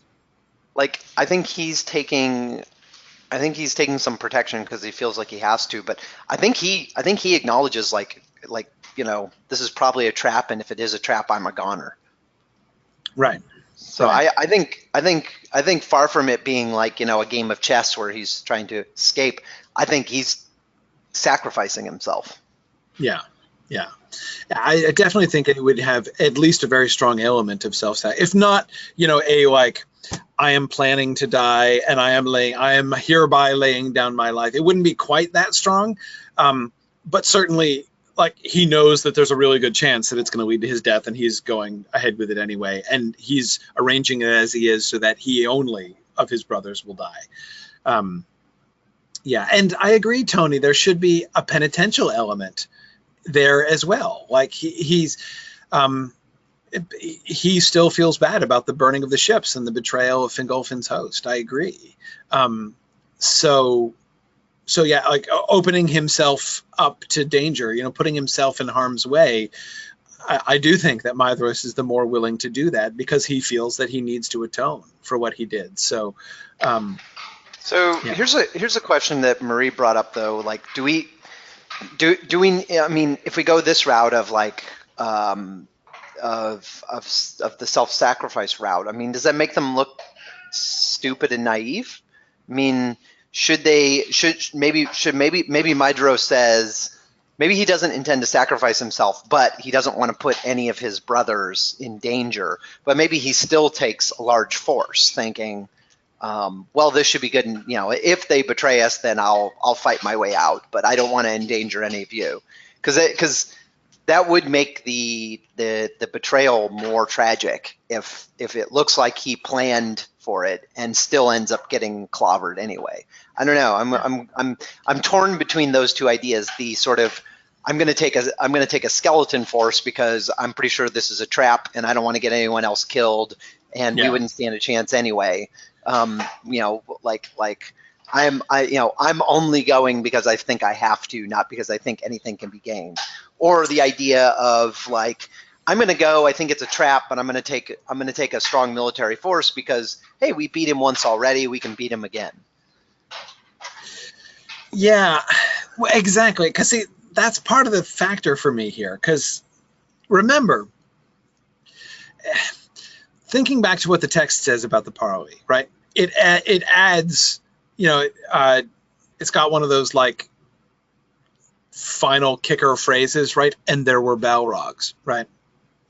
But I feel like from a strategic standpoint, like, of course there were Balrogs. Like, who was expecting there not to be Balrogs? Remember how the battle went, right? The battle went, the orcs versus elves was no contest, right? The elves mopped the floor with the orcs. So the conflict between the Feanorians and the forces of Morgoth was a completely one-sided victory on the side of the Feanorians, except for the Balrogs, right? The Balrogs come after Feanor. So the Feanorians, the sons of Feanor, would know no one better that there is only one thing we have to be afraid of among the forces of Morgoth, and that's Balrogs. So is there going to be somebody among the sons of Feanor who's like, okay, Morgoth is calling a parley, but I doubt they'll send Balrogs. There probably won't be any Balrogs at the parley, right?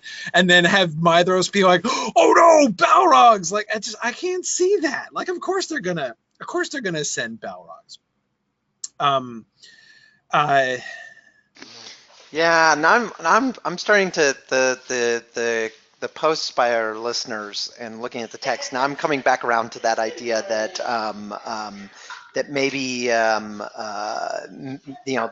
maybe it's not self-sacrificial, but maybe it's like that he's actually planning to betray Morgoth and then he gets his comeuppance. Well, but how would he be doing a betrayal exactly? I mean, I could see, by the way. Remember that even if none of them are quite as self-confident as Feanor, they still have plenty of reasons for self-confidence, right? I could definitely see Maedhros saying, I'll bring like a dozen guys, and me and a dozen guys could obviously carve our way out of 800 orcs. Who cares, right? Like, orcs are not a problem. So, I mean, we've seen that plenty in battle, so let them bring as many orcs as they want, right? And even if they bring Balrogs, they can still run away, right? So I could imagine him thinking, so Dave, this is in support of the, I plan to fight my way out if things really go south line of thinking from Maedhros, right? I can see Maedhros thinking that way. It would make sense in the context of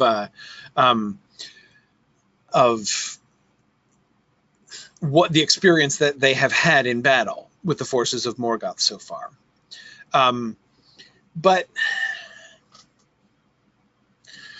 So he would essentially be guilty of overconfidence in thinking that he could fight his way out and then he's captured. Yeah, so Maria, I agree. He is dishonest in the sense of, he says, I think the terms of the parley should be that he comes alone. I mean, I don't want to get all like rules lawyering, right? And be like, I promise I will only bring six, and then have people like, but I actually brought 12. So there, right? It should be more dramatic than that. Like, it should be like, come alone, and then he doesn't come alone, right? He brings soldiers with him. So, yeah.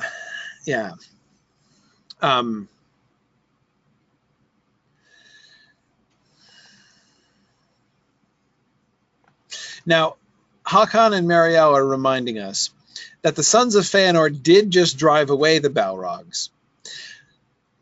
Sort of. Yeah, I mean, yes and no. I don't think they beat them off. I mean, I don't think the Balrogs retreated from the battle with their tails between their legs right after getting thumped by the Sons of Feanor.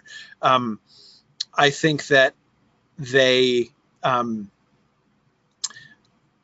withdrew believing that they had mortally wounded Feanor. Hey, it's like a Weathertop parallel, right?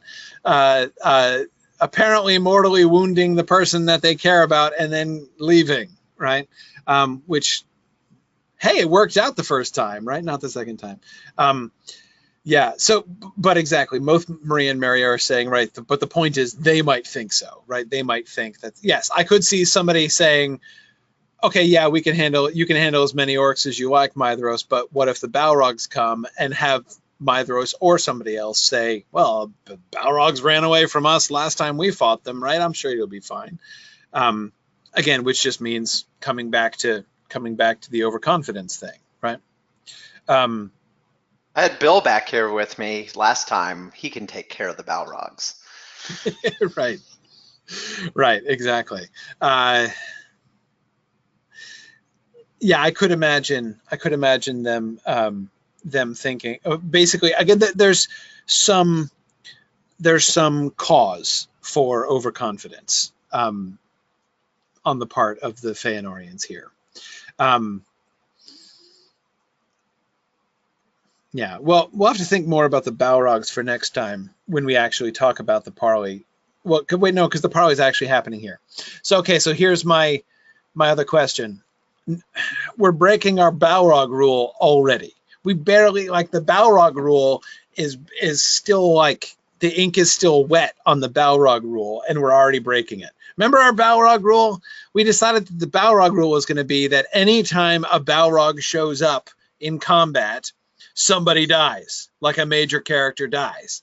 And we're breaking that rule here if we don't kill anybody else off. Wait, perfect solution. Let's kill off Amros. He can bring Amros with him, and the Balrogs can kill him. Oh, problem solved. Okay. I knew there was a reason we spared him in the last episode. Oh, boy. I feel so much better. Awesome. Perfect. Yeah, I'm teasing you guys. I'm teasing you. I'm not really going to kill off Amros right away. Wait, no, why not? After his very brief respite. No, let's kill him. He barely had the chance to look around him.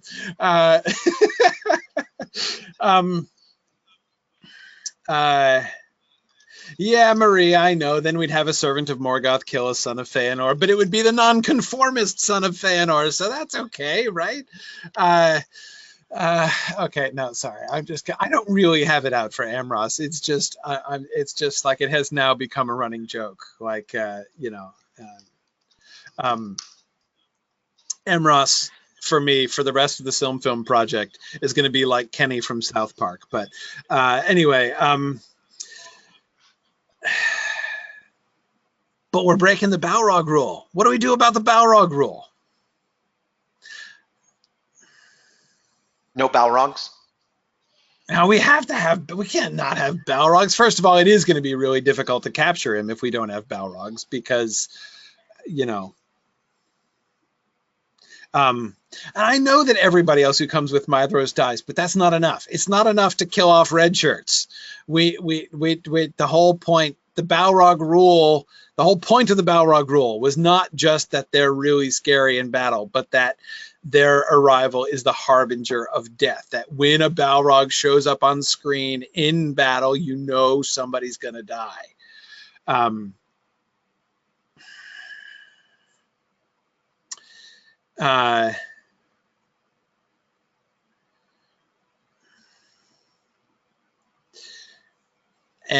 No, Nick, it's not enough to try to pull a George R.R. Martin and give one of the red shirts a long extended backstory so that we care about him before we kill him off. That would not satisfy us. And Tony is asking if there's anybody else. Is there anybody else in the host of Feanor that we could kill? I feel like that Monty Python episode about the Battle of Britain, really obscure Monty Python sequence when they're asking for somebody to make a dramatic sacrifice. But anyway,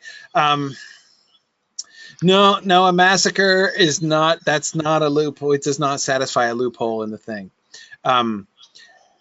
Yeah. No, it has to be. It has to be a major character. We want because the whole point of the rule is not to establish a technicality. The point of the rule is to make the audience feel dread when a Balrog shows up on screen in this manner, because they wonder which character they care about is about to bite it. We want people to take the Balrog seriously, and we want the Balrogs to be a really big deal with capital letters. So. Right. What about why do we need Balrogs? Because this is where we could introduce trolls here and have trolls turn the battle. Or Balrogs leading platoons of trolls. Right. Well, it's true that we can avoid it if the Balrogs don't actually engage, if they're just like lurking in the background. But still, I'm not comfy with that. I mean, of course, obviously the text says that there are Balrogs. Oh, here's my problem as well, though. Like, it is inconducive to the awesomeness of Maedhros to have him captured by anything less than a Balrog. I mean, if we're introducing trolls, it's kind of an exciting, exciting way to introduce trolls, to have them come and be the ones to capture Maedhros. I can just. You're right. They're not as cool. Get behind that, but they're not as cool. And yeah, trolls don't have wings. Okay, we could. See, okay, here's my problem with making an exception to the Balrog rule. My problem to making the exception to the Balrog rule is that we've barely established the Balrog rule, right? This has come up once, right? We're so far 1 for 1 on the Balrog showing up and killing somebody, namely Feanor. So it's not had any time to establish itself as a trend. If we deviate from it immediately, then it's not going to be a rule. We're not going to. It won't happen. I agree, Marie, that associating trolls with Balrogs is good. We are going to later have Gothmog, the troll guard of Gothmog. Yeah.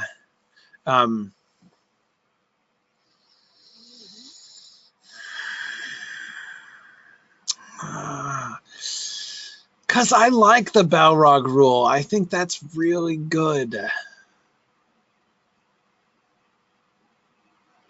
I don't know. But it seems like we have to choose. We have to choose between having Balrogs be there at all or sticking to the Balrog rule. Or we could just kill off Amros. That would solve the problem. I'm telling you, my first solution is still the neatest possible solution here. I vote for that. Karita's in favor of killing off somebody. We haven't, as Marie says, we have not named anybody in the camp of the Feanorians other than the six surviving sons and Celebrimbor. They're the only named characters we have available to us here.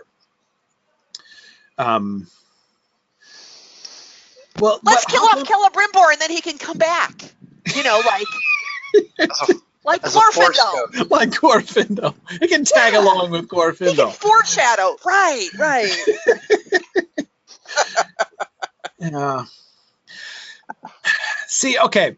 Here's my. So, if we already had 2 or 3 data points prior to this with the Balrog rule, I would be okay making an exception. Like, I could even like it if we have the Balrogs capture Maedhros and be on the verge of killing him, and then, but only to have Sauron or even Morgoth himself step in and say, "Don't kill him," right? And instead, he's going to get stapled to the cliff, and so, like, the torment of Maedhros is the alternative to the death that the Balrogs bring him, which makes the rescue of Maedhros seem like doubly catastrophic, because then he is like one who returns from the dead, right?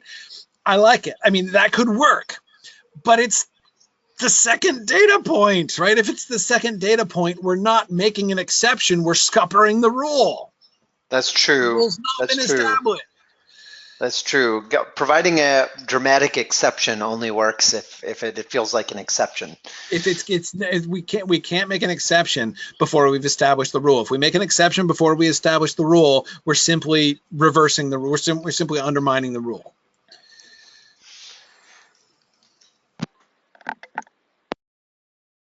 Yeah, no, but see, Maria, I think that Eonway's death by Balrog back in season 1 is too far away.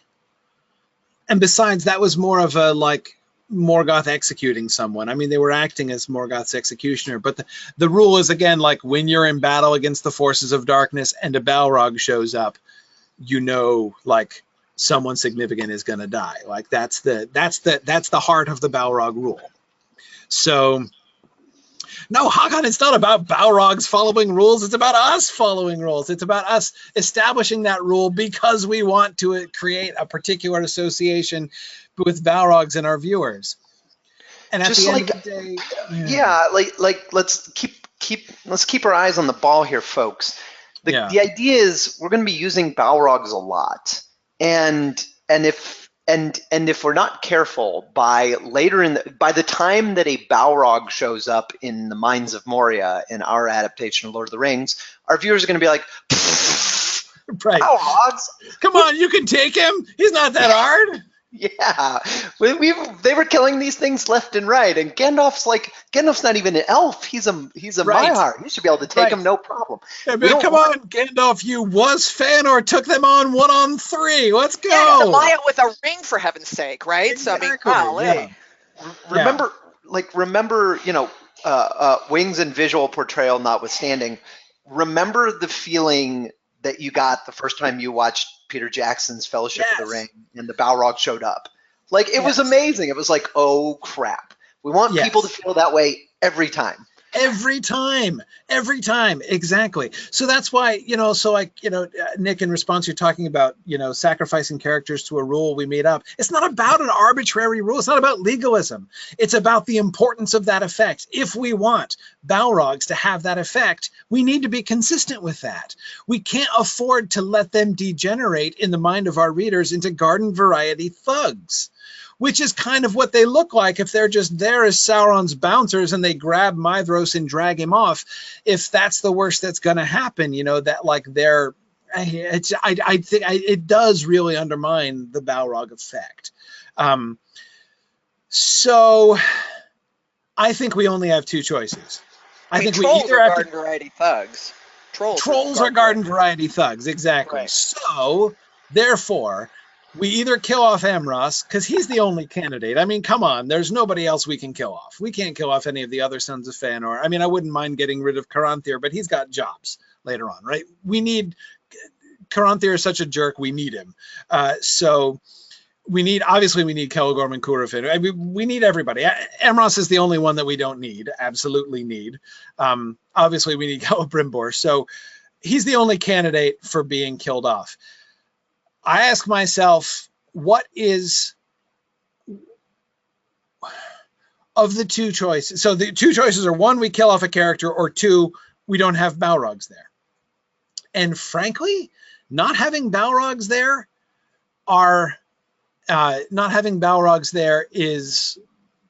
solves two problems, right? It solves the let's not let Balrogs degenerate through overexposure and being less than totally awesome, or less than totally awful, I suppose one could say. And it also solves the bad guys planning cycle. If this is a completely 100% Sauron operation, right? And it can feature, like I said, I kind of like the whole value of the introduction of trolls, right? Like he wasn't expecting trolls. So exactly, Marie, that's my question. Is it more important to have Balrogs at the parley, or more important to maintain, well, I would say first and foremost, Marie, is it more important to have Balrogs at the parley, or more important to retain the sort of integrity of Balrogs as we've been talking about them? I agree that the business about Sons of Fëanor not being killed by any of the servants of Morgoth, that's kind of a cool thing. But I'm willing to make an exception for Amros anyway, because I'm wanting to make Amros an exception to the Sons of Feanor anyhow. So I'm okay with having him kind of have a different doom from them because he's different.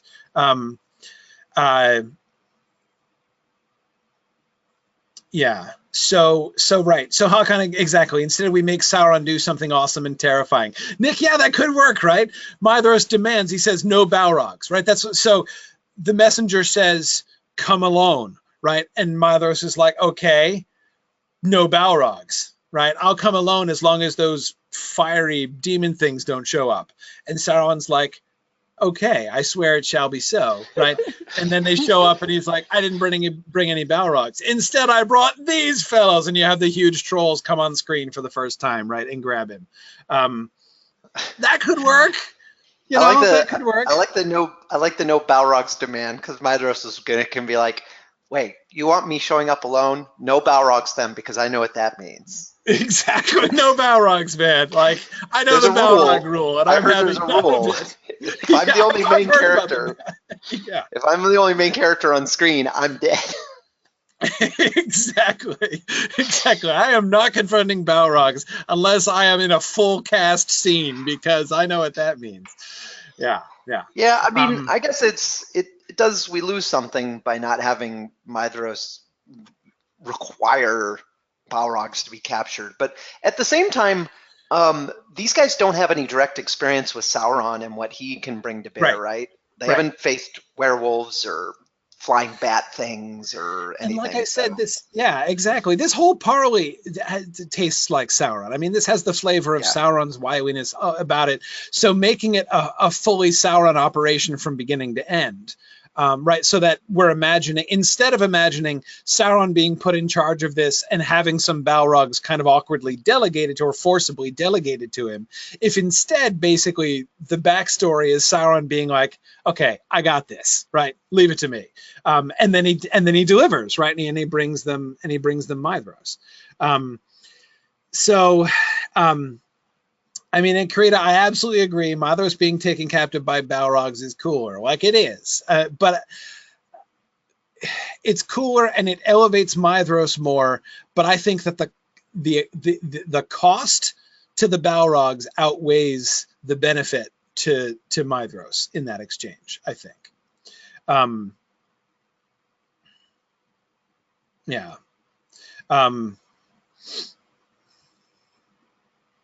Yeah, Hakon and Nick are both suggesting they'd like to see Sauron almost like by himself, have him do something really powerful.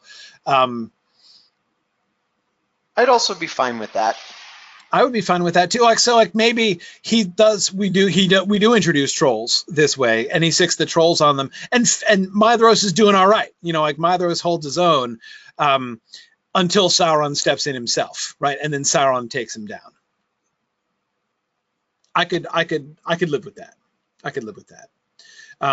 And Marie, I agree with you. And thank you, Marie, for in advance preparing the counter argument against the people who are going to be upset by the fact that we're deviating from the text here. I agree with you that that when Tolkien wrote that bit about Balrogs being sent to the parley to capture Maedhros, the Balrogs in question, that's early concept Balrogs, like when the Balrogs were just the quite numerous heavy infantry of the of the armies of Morgoth, and those are the kinds of Balrogs that Tolkien originally sent to that parley anyhow. So it is, although we're cutting Balrogs out, we are kind of sticking to the spirit of the original, of like the original concept that Tolkien had there. And I agree, Tony, building up Sauron is kind of a good idea. Marielle says Sauron can be kind of like the anti-Melian here, essentially. Yeah. In fact, we can even have Sauron sing. How's that for an exchange? We give up Balrogs, but we have Sauron capture Maedhros with song? Come on now, huh? Right? We don't just give him a sword and let him beat up on Maedhros personally. I mean, they can do that too, but we get some song entrapment here, right? Yeah, Mario, we could do this, right? Think about it. Well, think about it. You know, we can. I'll leave that to the script people to come up with the degree, the brand of awesomeness that they want to give to Sauron here. But having a prototype for the power of Sauron's song to like entrap, overwhelm, and ensnare folks might be kind of a good thing, right? Yes, Marielle, exactly. Which is why Finrod is ready for it, and it could also inform Fingon's singing, or even sort of foreshadow Fingon's singing as part of the freeing of Maedhros, right? But I like that too. Yeah. Marie says she's gonna miss having Maedhros's body have fiery whip scars on it. But don't worry, Marie, he can still have some of those from when he rescued his dad, right? So you can scar him if you want to. It's okay. Okay. All right. Excellent. Good. Okay. Phew. But we still should massacre a bunch of other folks, right? I mean, we do want to have this be. So I agree. He should still have some people that he brought with him, and then and they're all going to die. So yeah. Okay. All right. Excellent. Good. Phew. Oh, this is easy. We're making excellent progress here. So, Círdan, let's address the Círdan issue here. So, we still have the issue that I've been kind of having for a little while here, which is that like what does Círdan do? Círdan found the husks of the burned ships, right? And he certainly is going to set out up the Firth of Drengus to follow the survivors of the orc massacre, which is what he's going to assume happened. Or at least that they burned the ships. They're probably going to look and find that there aren't any bodies around, though I guess they could suspect that perhaps the orcs carried them off for some dreadful reason, I suppose. But anyway, they assume something terrible happened, and that it obviously must have been servants of Morgoth who did the terrible thing, because only servants of Morgoth would set fire to the ships of the Teleri, clearly. So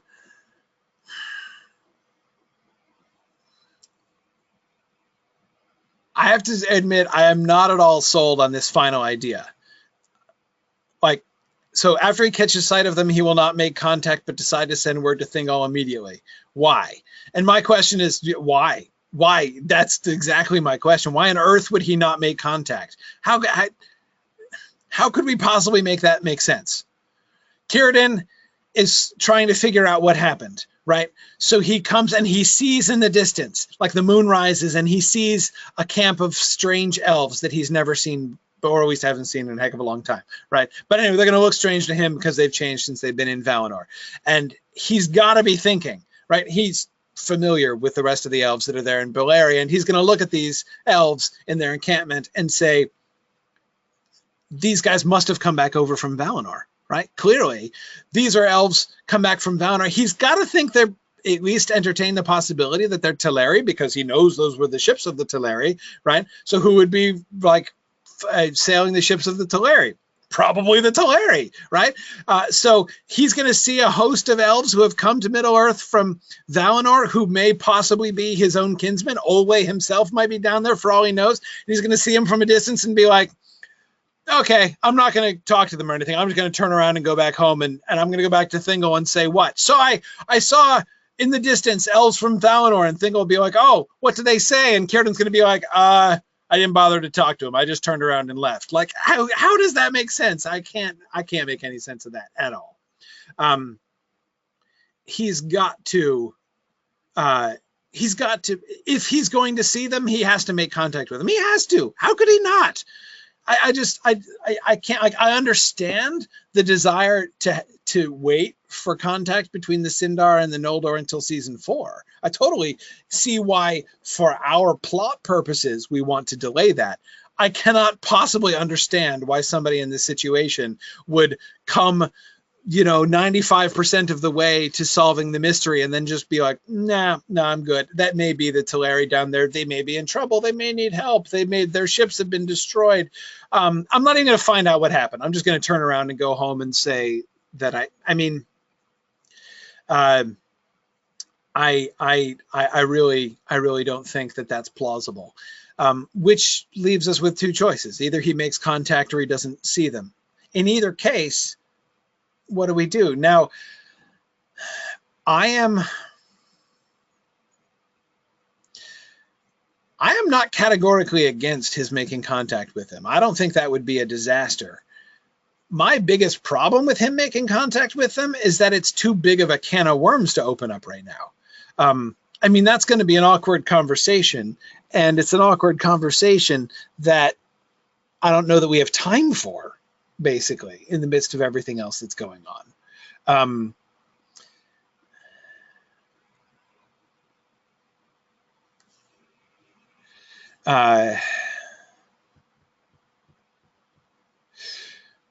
Yeah,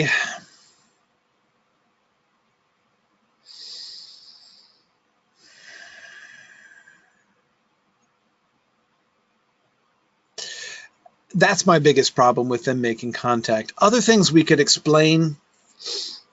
I don't see any insuperable difficulties to having him make contact here. I think we could manage it. Marie agrees that we don't have time for Círdan's first contact. But we wanted Thingol to receive a message in the final episode that the Noldor have landed. How do they even know it's the Noldor if nobody talks to them? I mean, they're not going to recognize them from a distance.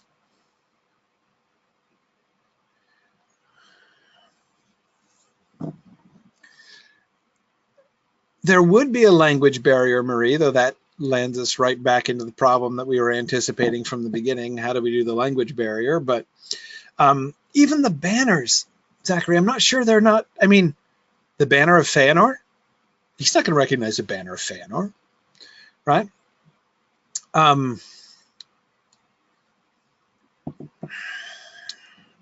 Process of elimination. Process of Who else could it be? Who else could it be? Could be the Vanyar. Could be what? What if? Okay, wait. Quick suggestion. What if they don't make contact? Círdan doesn't know who it is. He just knows that it's strange elves wearing strange clothes who, as far as he can tell, came over the sea on ships that are now aflame. He sends a message back to Thingol. Thingol says, well, what is this? And then Melian explains it to him. Maybe Melian is the one who knows because she has some foreknowledge of events via the music, and she realizes what's happening. I can see Melian dropping. I mean, ending the Thingol, the Sindar plot arc in season 3 with a Melian Thingol discussion seems to me fine. It seems to me like a good idea.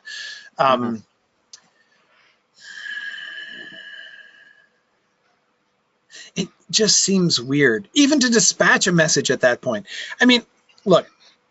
In the modern world, I would do this, right? If I were Círdan and I had a cell phone, I would totally text Thingol before I went to investigate, right? Be like, strange elves spotted, about to go, about to go check, introduce myself and see who they are, more soon, right?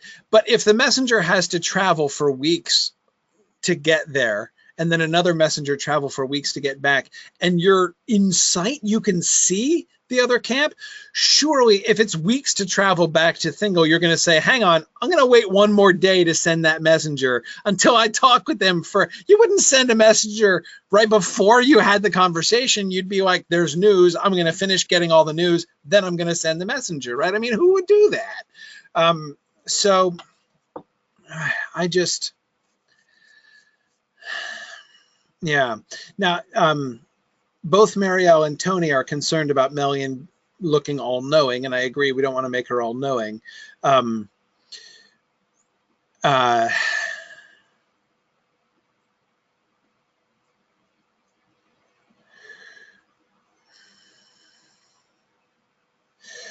but see, Nick, I can't imagine Círdan not wanting to make contact with them. First of all, they're elves, right? What's he going to think? Is Círdan seriously going to see a group of elves, even armed elves, and think like, oh man, they might slay their kin at a moment's notice? Like, that's not going to be on anybody's radar screen. Who would imagine? The whole point is that the kinslaying has to be unimaginable, right? So they can't look at them and Círdan, there's no way Círdan can look at any camp of elves and think, I better watch out for my life, right? I can't put myself in danger going in amongst those elves who might up and kill me any moment. That can't be in his worldview, right? So he wouldn't possibly think that. And anyway, he's still under the impression, I mean, he's still operating on the premise that whoever sailed over in these ships are victims, right? Victims of Morgoth. So even if they're armed, he's going to still go be like, hi, who are you and how can we help? Yeah. So I can't imagine that he has any reason to believe that they're hostile. Again, the kinslaying has to be like, to the Sindar, it has to be literally unimaginable, not just like the worst case scenario, not just like this confirms the worst of my suspicions about the Noldor, but like this is something that it literally never even occurred to me to suspect. Like I never imagined that this could possibly be a scenario that happened, right? That you slew the Teleri on the way out. In order for the kinslaying, for like the shock of Círdan and Thingol to have its effect when they do learn the truth in season 4, I think we need to make it utterly off the radar screen from their point of view.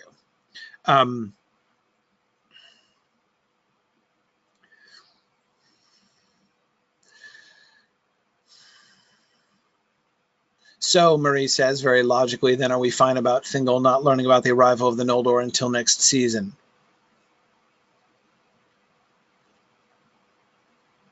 When did Beleg leave?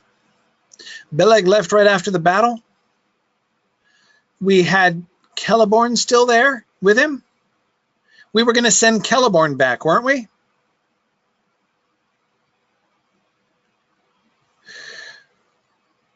We could... What if we do this in 3 stages? Beleg and Celeborn, remember we were bringing both Beleg and Celeborn with Círdan, right? So we have Beleg goes back right after the Phallus is taken by the werewolf army, right? So he's the one who brings back the news that the Phallus has fallen and the werewolf army has conquered them, and Círdan and his people have, though by and large, escaped and are on board the ships. So Celeborn is still with him. The only thing that makes sense to me, the only way I can see a messenger coming back to Thingol prior to him solving the mystery is if he sends back a messenger right away upon discovering the ships.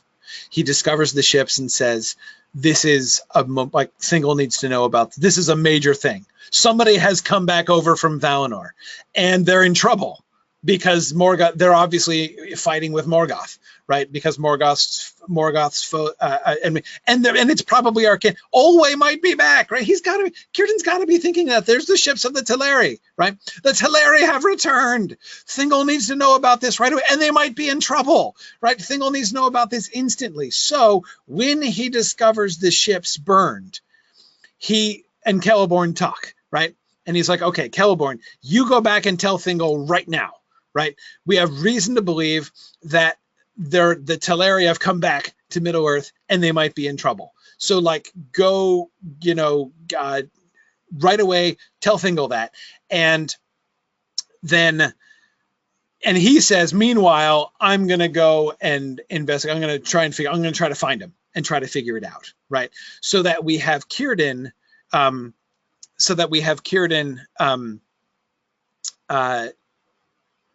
making first contact with them, which we can delay, then, if we don't need the message. And that gives Celeborn time to arrive back in Menegroth and deliver his message.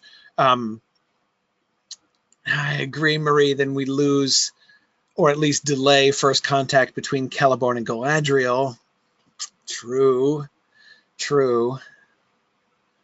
I mean, having Celeborn first see Galadriel when she's marching like right with Fingolfin under the rising of the moon, I mean, that would be a little bit awesome, but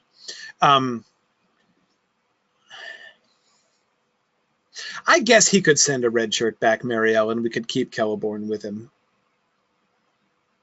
I guess.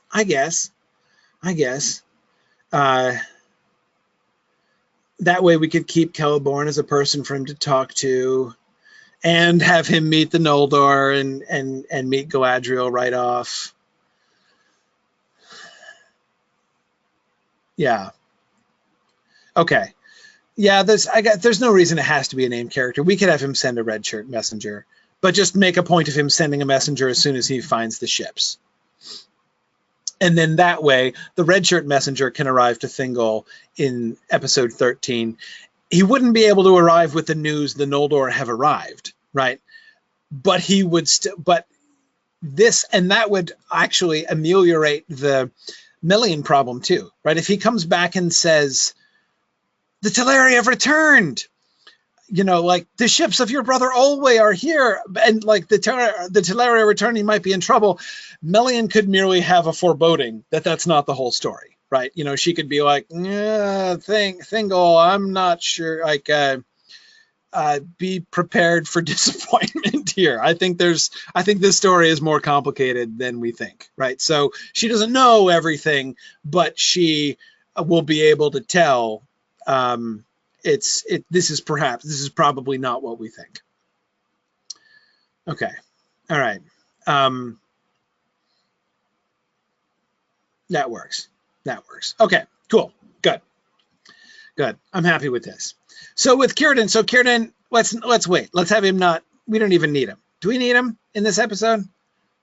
Or maybe we can, like, as the moon is rising, we can cut to Círdan. Círdan can see the camp in the distance, and we just have him not make contact yet, right? So then we can just kind of wait. We can just push that back a little bit. That would work. Yeah, cool. All right, good. Making excellent progress now. Okay, so meanwhile in Doriath, let me just say, as I think I said last week, I still need convincing why we don't have Melian putting up the girdle in the last episode. Like, that seemed to me an awesome way to end the previous episode.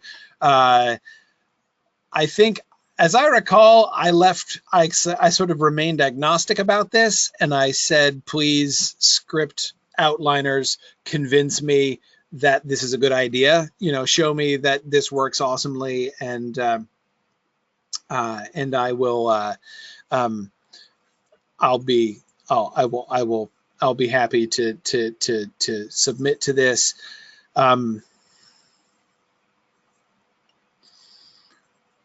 I don't actually mind leaving Doriath behind for an episode, essentially. Like, if in episode 11, by the end of episode 11, we have the girdle of Melian going up, and so we establish that Doriath is a safe place and Thingol returns to it, and then we just have an episode in which Doriath is safe, right? We have established that Doriath is safe, and, you know, we begin the long, quiet period of Doriath being safe and nothing particularly happening there. So I'm fine. I would be okay with that. I don't think we need to have, like, continued exposure of Thingol here. And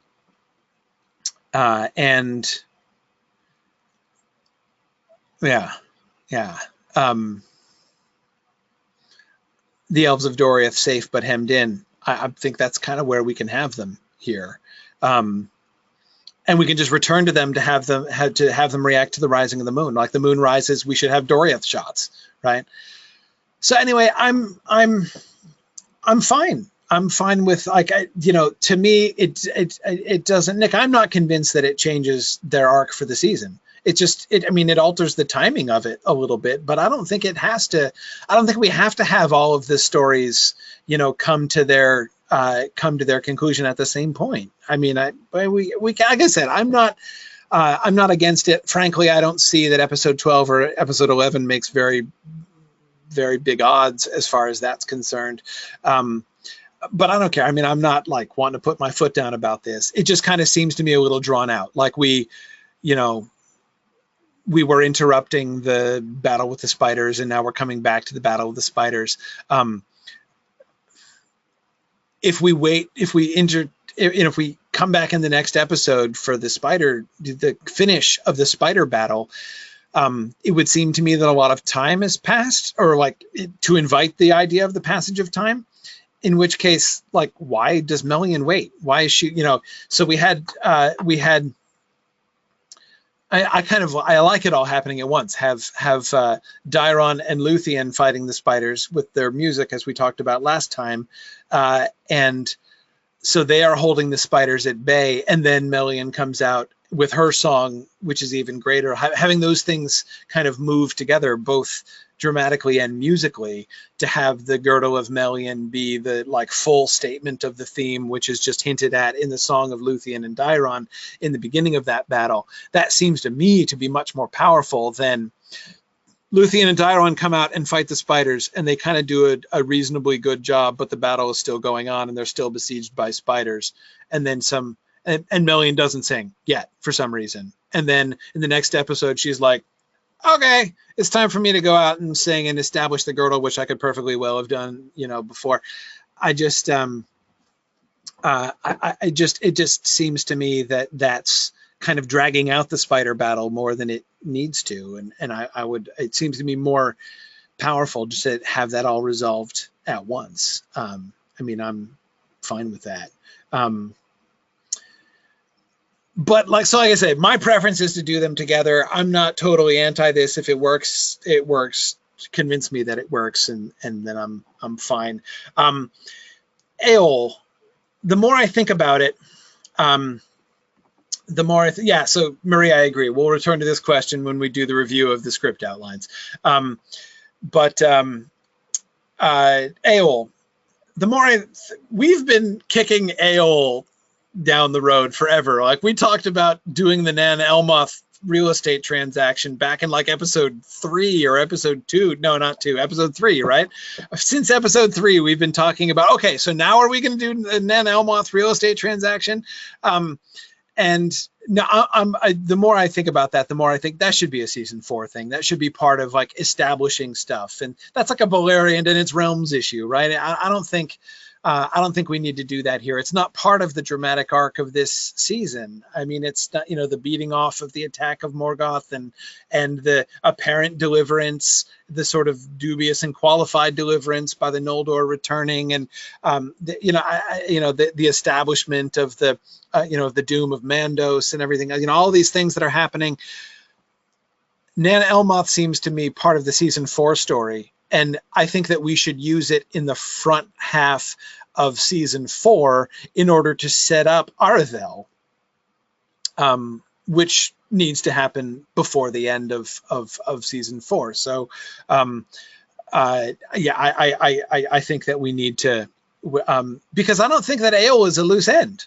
I mean, we introduced him as a character. We have him involved as a character. We've introduced him as a character and shown him working with the dwarves and being involved in the battle for deliverance. I don't think there's a plot line really that's hanging with Eol, unless, we'd have to introduce it, like him wanting to be there. So I don't think that we need to, I would like to take up residence in Nan Elmoth and make it into my creepy little domain. Sounds to me like the beginning of a new plot arc, namely the Arathel Maegwyn plot arc, rather than the end of this. I mean, he's there. He's been introduced. He's involved. What more do we need?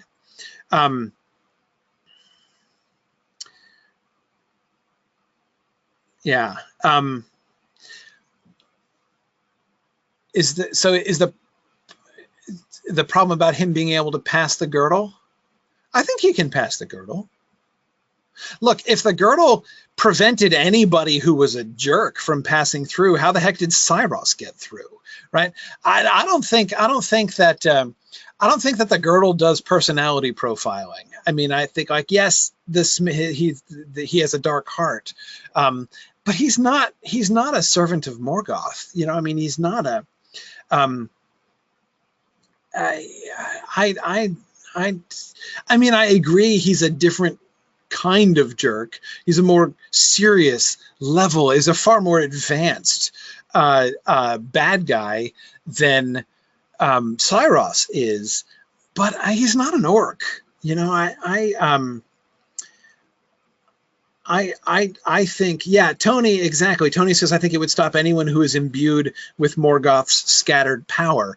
In fact, Tony, that might be a really interesting way for us to be able to raise that question in actual dialogue, right? As Morgoth is distributing his own power through the world and through his servants, that could be exactly what the girdle is designed to keep out, right?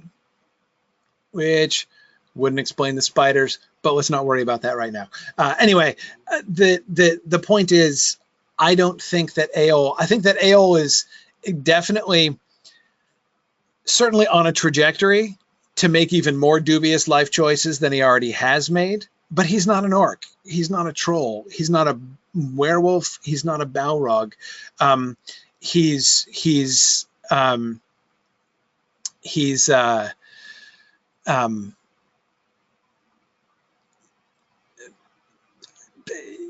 an elf making very bad choices. Would it keep the Feanorians out? I don't think it would. Not like it keeps out the. I mean, they're not welcome. The sons of Feanor are not welcome in Doriath, but would it stop them? Would they be physically prevented from entering Doriath like orcs and servants of the enemy are? Do we know that they would be? I don't know that they would be.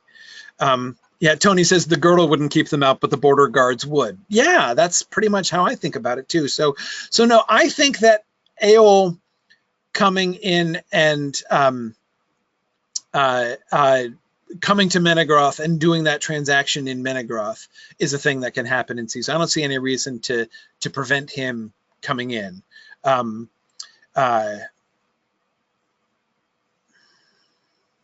Marie, if we had him request the land before, let's cut that. Let's just save that. Let's just say that again. I want to make Nan Elmoth, his occupation of Nan Elmoth, be part of the Arethel story arc. The more I think about that, the more sense that makes. I like introducing him as a character so we know who he is, right? And we know that he is kind of this dark and brooding individual, and that he's kind of shady, both physically, figuratively and literally, and that he's in league with the dwarves, and he's the smith, and he's, so we've got his dubiousness, we've got the darkness of his heart, we've got his smithcraft, but we don't need the Nan Elmoth plot at all. I know that was one of the things at the beginning of the season that we were brainstorming as one of the things, one of the Balerian plot lines that we could do in this season. But the more we've worked things out, the more I feel like that's really a season 4 thing. I know you guys Nick and Marie keep talking about how we have like at least 2 seasons worth of stuff squeezed into season 4. I understand that's a conversation for another day, especially not when I only have 5 more minutes to broadcast and I still have another topic to talk about. So let's talk about the Helcaraxa. We already did talk about the Helcaraxa, fortunately. So this is just sort of some kind of color details. I like it, except I don't like the blocking by the water. Like I said, let's ditch the blocking with the water and forget the tides. And please try to encourage everybody else to forget about the tides. And yeah, I agree. Like exhausted, cold, weak, frostbitten. Yeah, absolutely. And I love the Fingolfin coming in and stating his plans to find Morgoth. Quick question, though. We want him to come in and beat on the doors of Angband, right? That's got to happen, right? that needs to happen. So thinking of the way that you guys phrased that, Fingolfin states his plans for finding Morgoth and Feanor in that order, right? So first he goes to Angband and he beats on the doors and he gets no response, and then he's like, okay, let's go take care of that brother in mine, that brother of mine. Yes, and not yet notice his nephew. Exactly. Maedhros is already hanging up on the cliff. So we're going to do that in episode 13, Marie. Okay, in which case we can't do much, right? Of his advance, right? I don't think we even have them make camp. I don't think they arrive. We have the dramatic moment, the blowing of the trumpets and the landing and the relief and the rising of the moon, and then we leave them, right, and come back to them in the next episode, I think. Yeah. I think that's what we do. Yeah. Okay. All right. Hey, well, my last slide was easy. Let's look at questions for next time. All right, so next episode is the season finale, Friday, April 6th, the season finale. Don't forget, posts about artwork, sets, costume, music, etc. Absolutely, as we said at the beginning, please do. Those of you who have been thinking about that or would like to work on that, there's still time. April 6th, we're going to be doing session 18, and then we'll have, I'm sure, several script outline episodes. So don't worry, Nick, you'll have plenty of time to work on the outlines for the last few episodes, because if you remember last time, it took us like 3 or 4 episodes to get through the review of all the script outlines. So we'll still be talking about the first half of the season for several episodes after the next one, I'm sure. Anyway, so my questions: why does Morgoth staple Maedhros to the cliff? Like, what do we show of Morgoth there? Now, I know it's happening in this episode, but I want to, like, we haven't talked about Morgoth's point of view. We talked about Sauron, right? I want to do something, at least to consider Morgoth's perspective on all of this. Where's Morgoth at the end of this? Like, what's in his mind? I feel like we need to return to him. Anyway, and maybe even I'm even wanting to think about having Maedhros captured but not actually pinned up until the beginning of next episode, in which case we might have a dialogue between Morgoth and Maedhros to sort of anticipate the dialogue between Hurin and Morgoth, right, after the Near-Ninth Arnoediad. So what is their conversation? What is Morgoth's rationale? What's he thinking? Why does he do what he do? What is his point of view here during this whole thing? So, okay. Now, what are the dynamics among the remaining 5 Feanorians after Maedhros' capture? What are their reactions to Fingolfin's host, in particular when it arrives? How are we going to handle the standoff between them there? Who's in charge when Maedhros leaves? Is it Curufin? And if so, again, how does that work? We need to establish what's going on among the Feanorians. Is this just Curufin like rubbing his hands and saying that his nefarious plot is coming to fruition, or what? Anyway, and then how much interaction between Fingolfin's host and the Feanorians do we want to show in this episode? And this kind of comes back to, like, where is exactly the climax of this episode? Yes, the rising of the sun, but what are people doing, right?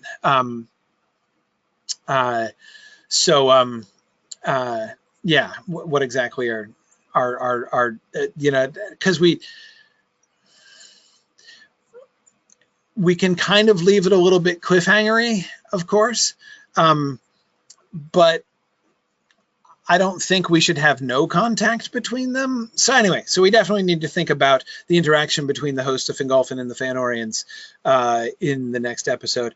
And then what is that final image of the season, right? I loved the way that we closed out the last season. I mean, really, like, to me, those, the sort of the crucial moments, the concluding sort of climactic, not climactic, but the image that we leave you with at the end of season 1 are Manwë's tears, right? As the war to begin all wars goes forward and Morgoth is captured.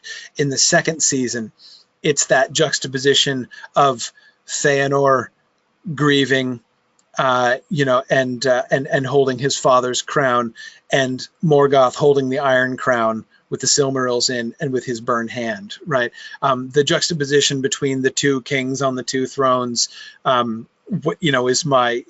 the really wonderful kind of take-home image at the end of season 2. What do we do in season 3, right?